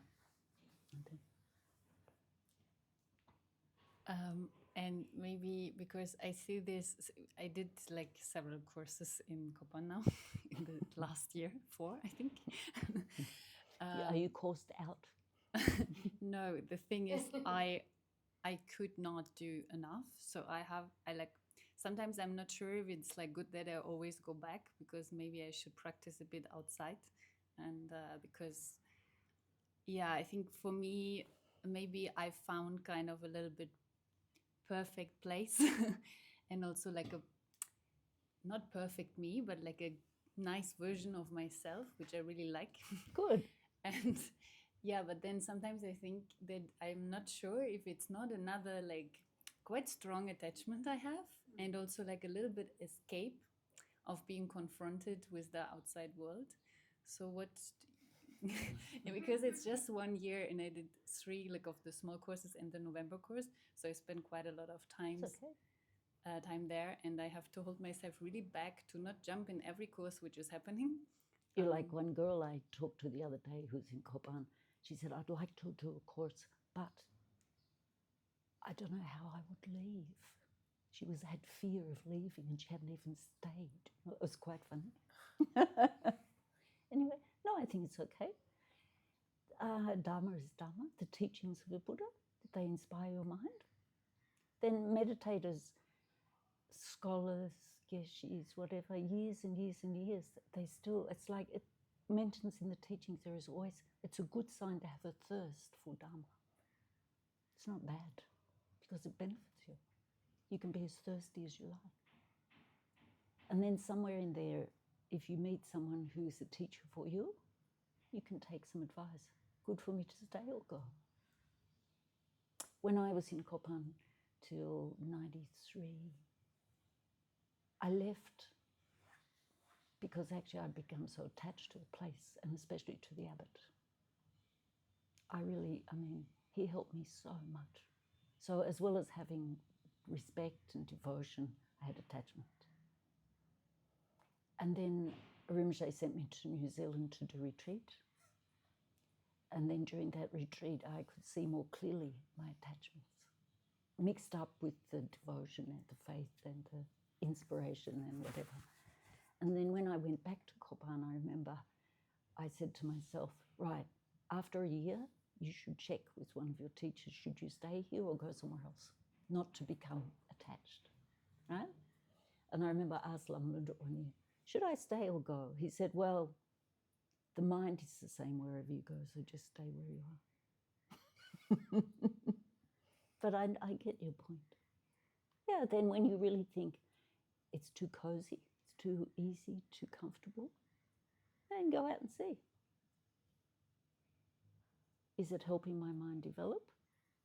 I mean, there's a reason why monks, nuns live in monasteries, because it's much less distracting. And why are monasteries not always, but quite often, especially in Tibet, they're on the top of hills and mountains, because the monks can look down, they can reflect on the nature of existence, of life, contemplate the difficulties and problems that are down there, that they are free of. It inspires them to stay there and do their studies and practice. So you can say it's an escape, but it can be also a very wholesome escape. Yeah. And if your point is to develop your mind, then escape to somewhere that benefits you.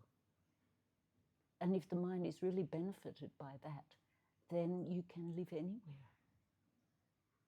If the mind is trained and strong, doesn't matter where you live. Isn't it? There was one teacher, he was a Geshe from Sera Monastery, one of the big monasteries in South India. And he did long retreat while he was in the monastery and while he was teaching his philosophy classes. He would teach a class and go and do a meditation session, teach a class, go and do a meditation. His mind was so flexible and open. He didn't need solitary, he didn't need, away from people. He could keep his mind in both worlds at the same time. And then Rinpoche sent him to Hong Kong. And in those days, the centre in Hong Kong was very small. And Hong Kong's a very big, busy city. He had a very small room, but his mind was very big. Didn't matter. Right? So you have to check. My mind needs a conducive environment, or it doesn't matter. And while you need a conducive environment, then it's okay to admit that you need it. Yeah?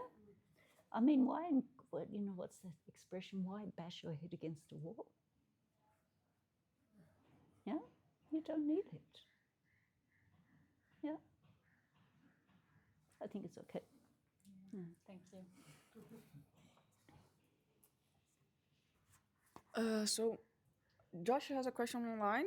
I think one of the questions is about the interview that you mentioned. So I think you send me the interview, the link, and then I Yes. share with everybody by email. It's very nice, actually. Yeah. Very, very nice. And then there is a long question, so hopefully my English will be good enough. My name is Alice. I don't know because it's written Josh, but she said, okay, my name is Alice, and we met at Kopan. So she met you at Kopan, Anila, last year when I was doing a course in April.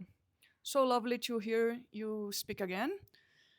During this talk, you mentioned expectations a few times and the idea of managing them or having to move past them. That really stood out to me. Do you have any advice on how to work throughout this process?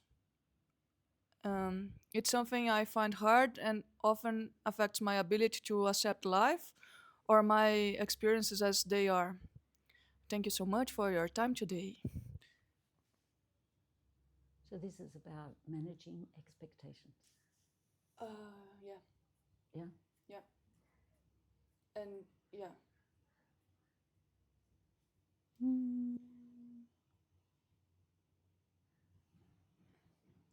Advice on expectations. Yeah, then try and become more realistic, isn't it? Become more realistic. No, the graduated path to enlightenment, the teachings, the Lam Rim, in this tradition called Lam Rim, other tradition Lam Dre, whatever. I mean, to read the middle capable beings scope, the middle scope, the path for middle capable beings, and then to reflect on the sufferings of cyclic existence. This helps to bring the expectations right down. I mean, it sounds like a scholarly thing, but to think that, we're born, we're going to die, yeah, in between, we get sick and old, yeah, the nature of our existence, because we have a body created from karma and delusion, so that's not pure, because that karma and delusion is rooted in ignorance. So we're a little bit warped in relation to reality until we destroy our ignorance. So we're always going to meet things that we don't want. Yeah? We're always going to be chasing after things we want. We're always going to live with a certain level of dissatisfaction. You know? You can give me many cups of tea, I'll drink them all. Right? Yeah? I mean, in this realm, impermanence, everything changes. The things we like will change. But on the other side, the things we don't like, if you wait, they'll also change. Yeah? That we're always dissatisfied, actually, if we let ourselves see. We're generally replacing one experience with another, with another, with another. The scrolling helps. Very nice to show you this. Right? It's never enough. They set it up like that. Always the next one. I'll just watch one more. Yeah? Yeah. It's funny that about satisfaction, that there is this dissatisfaction of get what you wanted. So, because I understand that, What, you mean you get what you want and it's still not enough? it's not just that it's not enough. Probably, I mean, it's not enough. Then as soon as you get it, that goes down, and then you want something bigger, better, but also there is this thing that you do get it and you get disappointed because did not bring the happiness that you thought or the pleasure that you thought. Yeah. So this is the one that I find more funny. Because if it was just like, oh, this is not what I expected, it's okay. But sometimes you do get what you expected, and it's still... You're still disappointed. Yeah. No, when I was a lay person, I mean, I had a mountain of clothes and shoes, but I never had anything to wear because they never worked out together and they never suited the situation, right? I recognize that as at the time I didn't say this is my dissatisfaction, but I recognize I was never happy with what I had. Yeah? Never quite fitted, or I was too fat for it, or it wasn't, it was never perfect.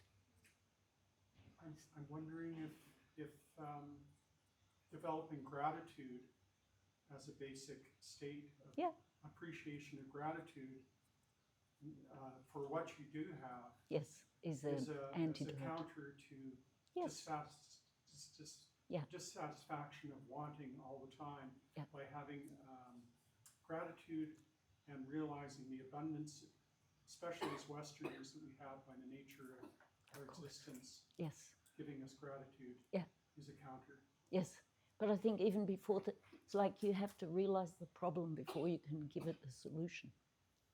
You have to see this is a story of my dissatisfaction or my over-expectation, right? So if it's over-expectation, why am I so unrealistic?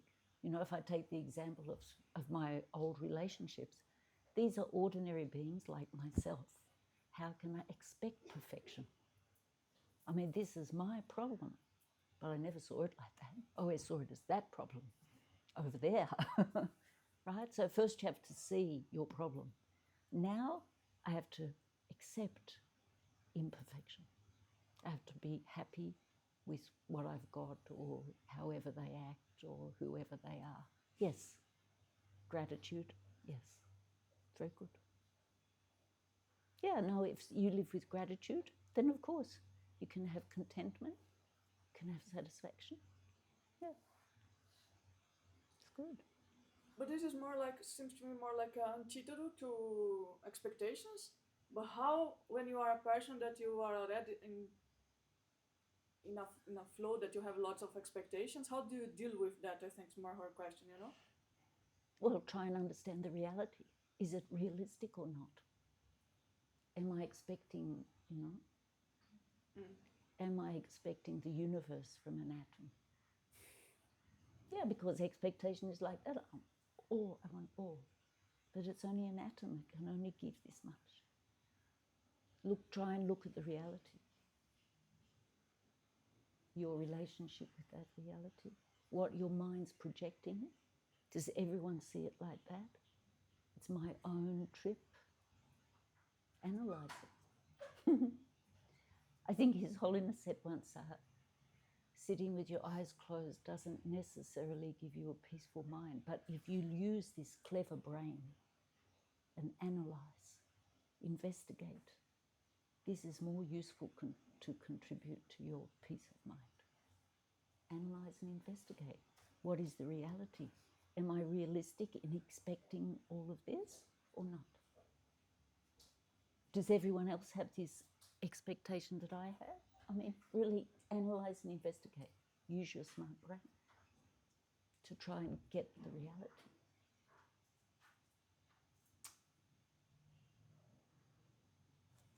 I find this a little bit tricky, because I think when you are more earth person, like more grounded, more earth person, it's maybe easier to be more reality checking, and even talking in those terms.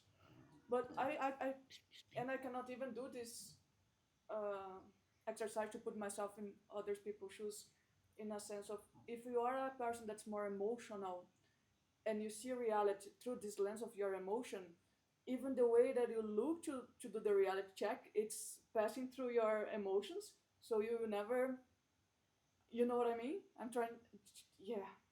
Yeah, you have to let go of the emotions, isn't it? You have to analyze those. Are they realistic?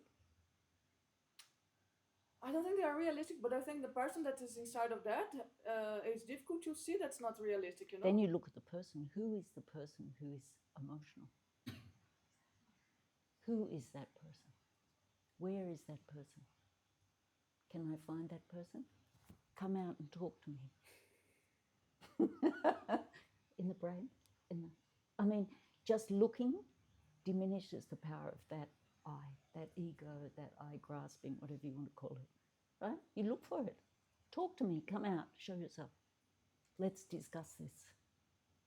Where is it? Already it's coming down, it's already hiding because it doesn't exist. From Buddha's perspective, that one creating all the problem, generating all the emotion, all the upsetness, all the dissatisfaction, that one is just your mind's idea.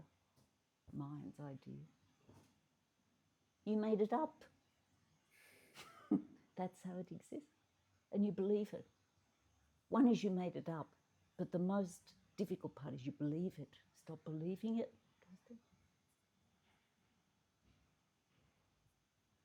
Yeah? Look at me. This is not my favorite position because I believe this is not my favorite position. Mm-hmm. But you're forcing me to bring it down. It's not bad. Nobody threw anything at me.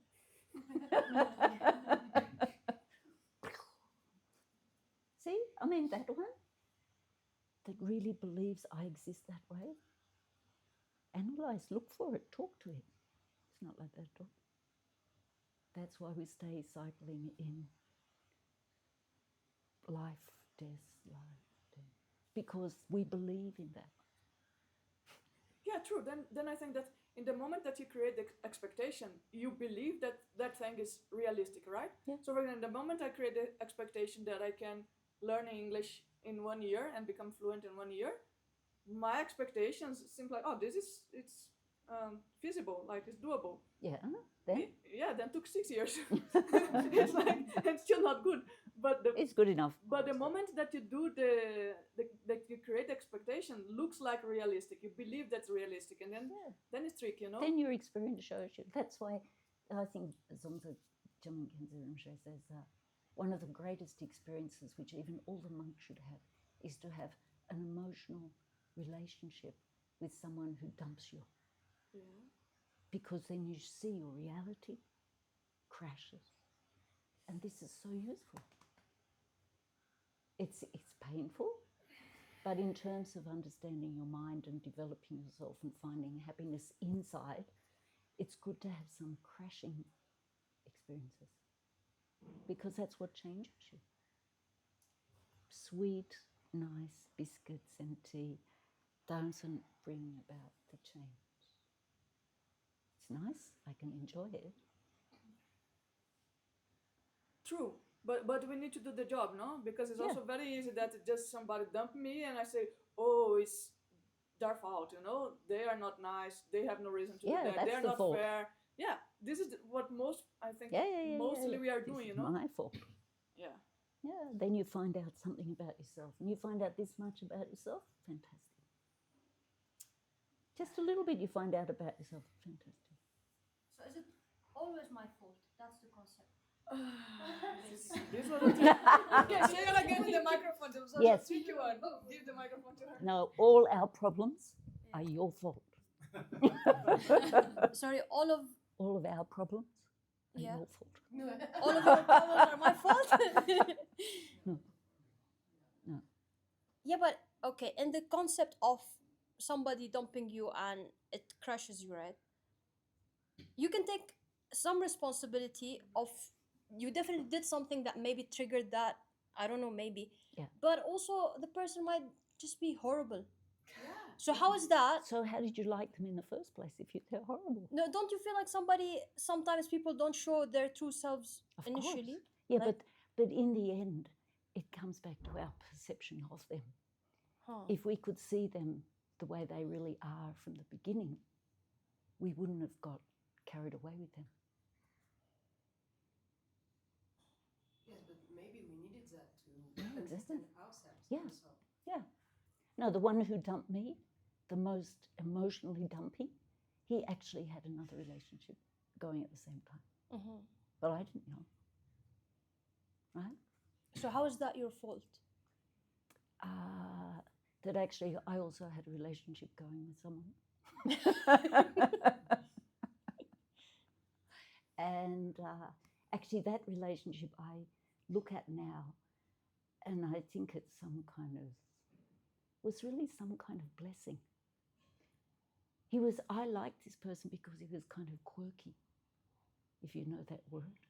A little bit out of the box kind of person. When John Lennon was assassinated, he wouldn't go to work for 3 days. He was in mourning.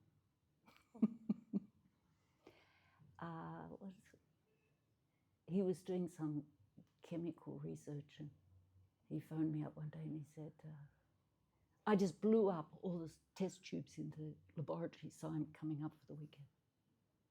I mean, just did these spontaneous things. I just liked it. It wasn't just kind of no. And then the quirky thing was he had these photo albums in those days when people made photo albums. Now it's all on your phone. He had all these photo albums with Himalayan snow mountains. And then he would show them to me, and next time I came to visit, he'd show them to me again. I don't know how many times I saw these snow mountains. I thought, more snow mountains. But it was kind of connecting me to the Himalayas.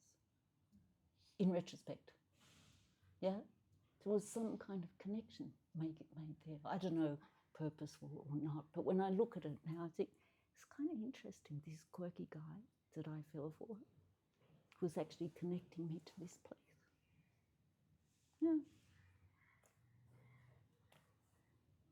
Yeah, but if we suffer, it's our fault. If we're happy, it's our doing. It works both ways.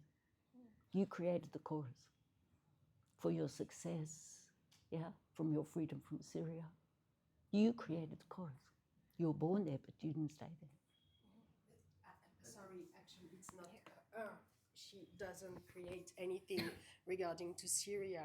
It's probably our mind with no attachment, no bound to the mind of today, which has done things, but In it's the not. past. Yes, Yeah. but it's not. What's your name? Anna? Lynn. Yeah. You know what I mean? Yeah, she wasn't I Lynn find it before. hard when people talk about karma and okay, so it's your karma. I don't like it, you know, and It's that guy it's in the the beginning past life. of our path, and I Yeah. think it's a little bit harsh to not say that it's not your fault at all. Yeah. Okay, No, that's you know, good. not That's very you, good. Lynn. Yeah. Yeah, I think it's here then Then you can let go of it a little bit easier. Huh? You can let go of it a little bit easier. Yeah. You don't have to personally hold it, but it also, as long as it stops you putting it on someone else. No, I understand, like, me now as an adult, like, whatever I do, then it's like my actions causes whatever is happening. I can take responsibility of that. But the concept of, for example, being born in a specific place, or that, like, where, because I am born a Muslim, right? So we don't believe in reincarnation. So Yeah. the entire concept of that is new to me. Yeah. Not new, I've been looking into it for years. But that's it, like, taking responsibility, or like thinking, oh, like, yeah, I've done something in a previous life and that's why I'm born into a specific conditions. It's just like Takes hard time. to, yeah, Takes hard time. to accept. No, my first course, karma, reincarnation, I'm not sure. But I know, I mean, I really had to think about these because culturally, my background, I never thought about these things before. Yeah. But somewhere in there, I thought, if these are true, then I'm responsible for my life. I can't blame my parents. I can't blame the politicians. I can't. That was the thing I had to get over. If I got over them to take the responsibility, then these things are very logical, right? So it was the resistance to taking responsibility for my life.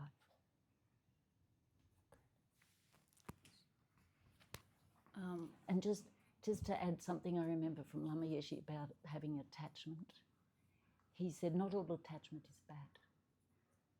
If you weren't attached to having a human life, you wouldn't be a human this life. So there's some things good to get attached to. Yeah? I need a human life because of the human life. I have a brain that works well if I use it, and I can use it to discriminate right and wrong.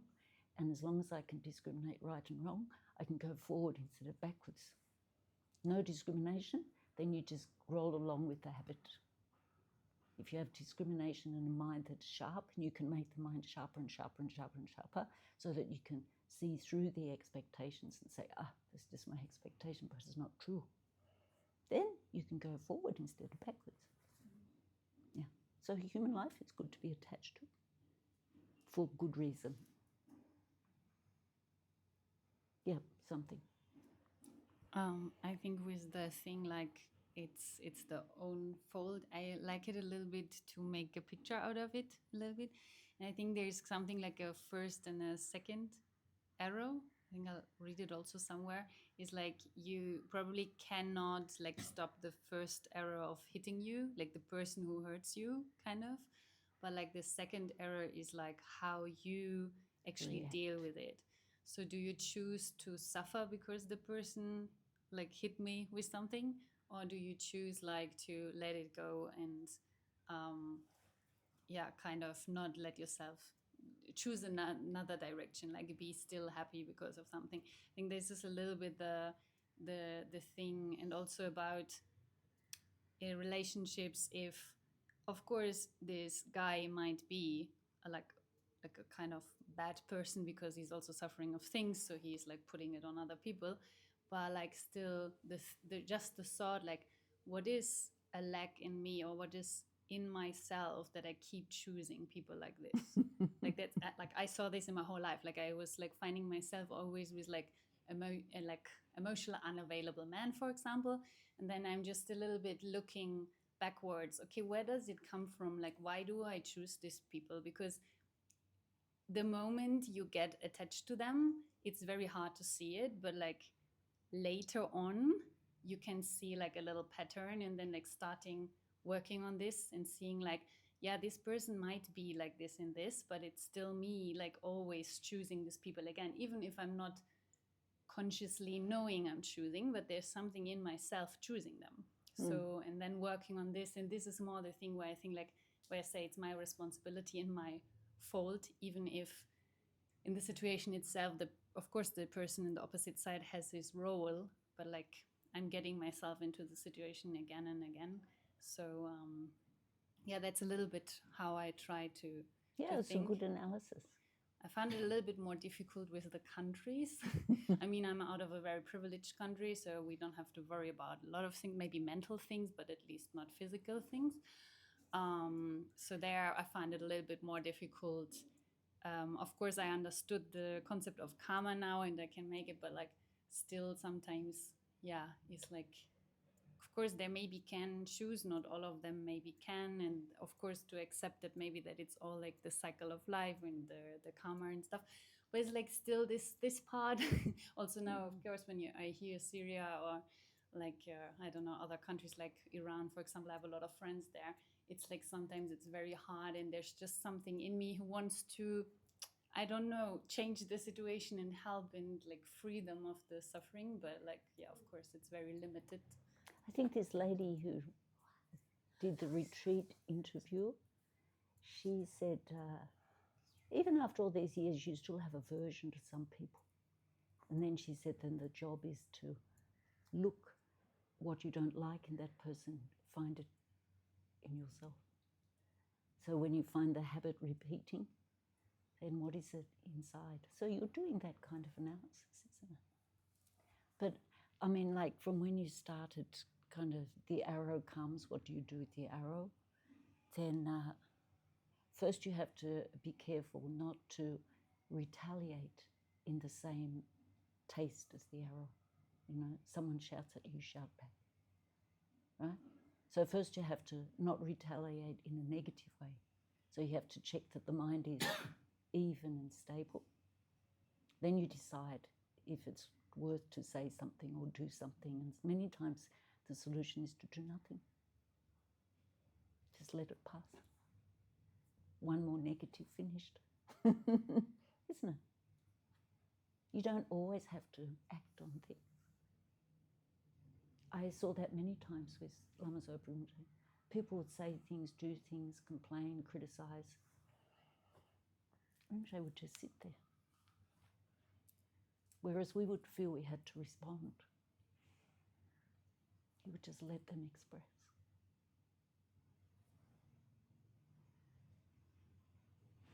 Finished. That was also interesting, kind of patience. Anyway, Rinpoche Zopa means patience. So everyone got a little taste of what it is to have to be patient. Yeah. I don't know, is there a question still out of that? No, it was a little bit like to break it a bit more Yeah. more just Yeah, you don't have to be heavy on yourself. It's my fault, it's I.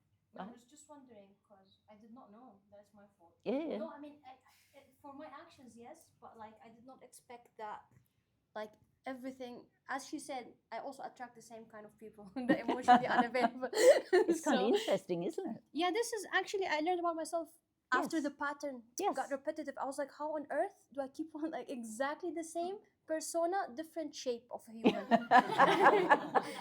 So that actually it was like very heartbreaking emotionally, but that was like where things changed. Like I looked within, Because you saw it.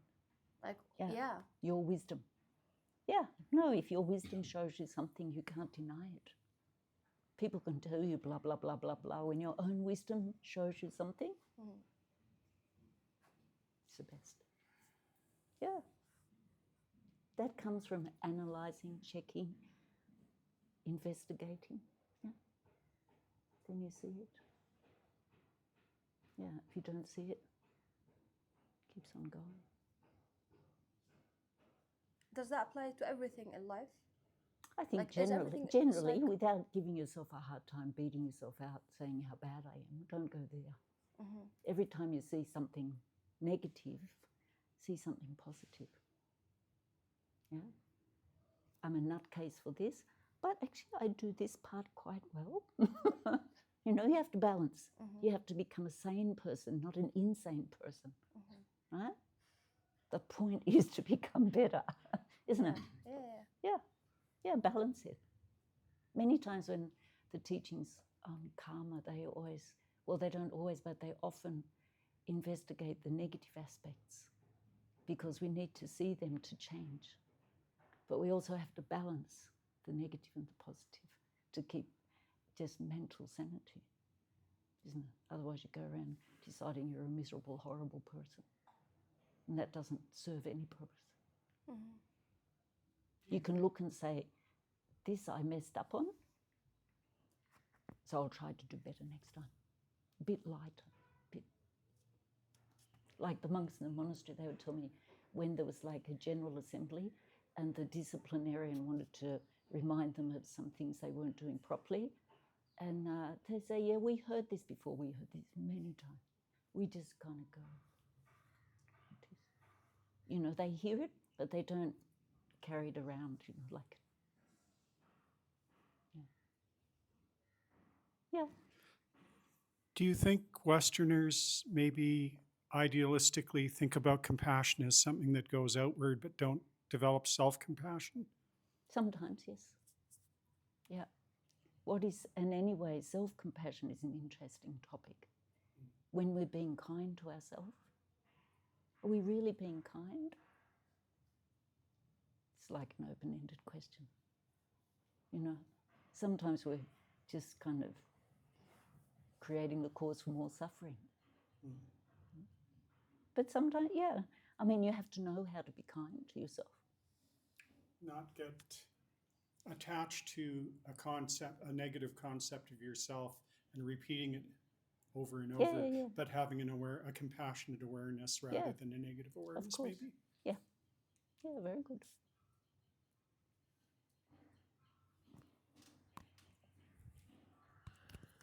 Are we done, or we still got questions, or are we? Online, I think there is no more questions. Okay. If we have more questions here, otherwise we are. Oh, anyway, we went over time. We might explode. I'm okay. I'm enjoying. So should we stop for now? No, I don't think we can go on forever. There's not enough tea. I can fill up. This we can manage. No, maybe just by way of finishing, we just stop for a couple of minutes and then just, I don't know, relax, close your eyes if you want, don't if you don't want, and then just kind of collect the goodness. Doesn't have to be words, just even the feeling of some things that you understood, you didn't understand before, some things you still want to understand that you still don't understand, just like a summary.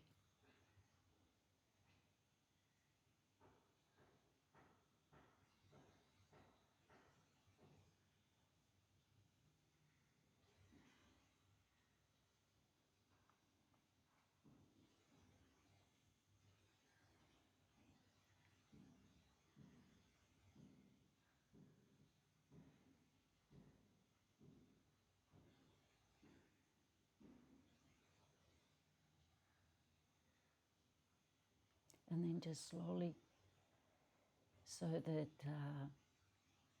the selfish mind doesn't take it all. Then you think whatever goodness, whatever understanding, whatever misunderstandings that have to be clarified, anyway, the goodness of all of that, may it be shared with everybody, every living being.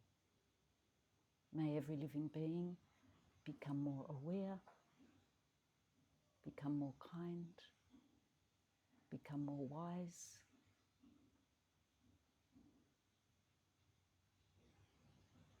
and share those qualities with whoever they meet.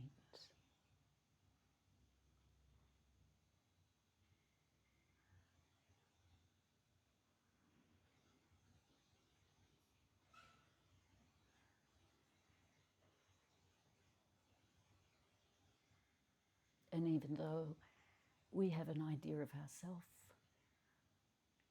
we have an idea of others, it's not exactly as it appears.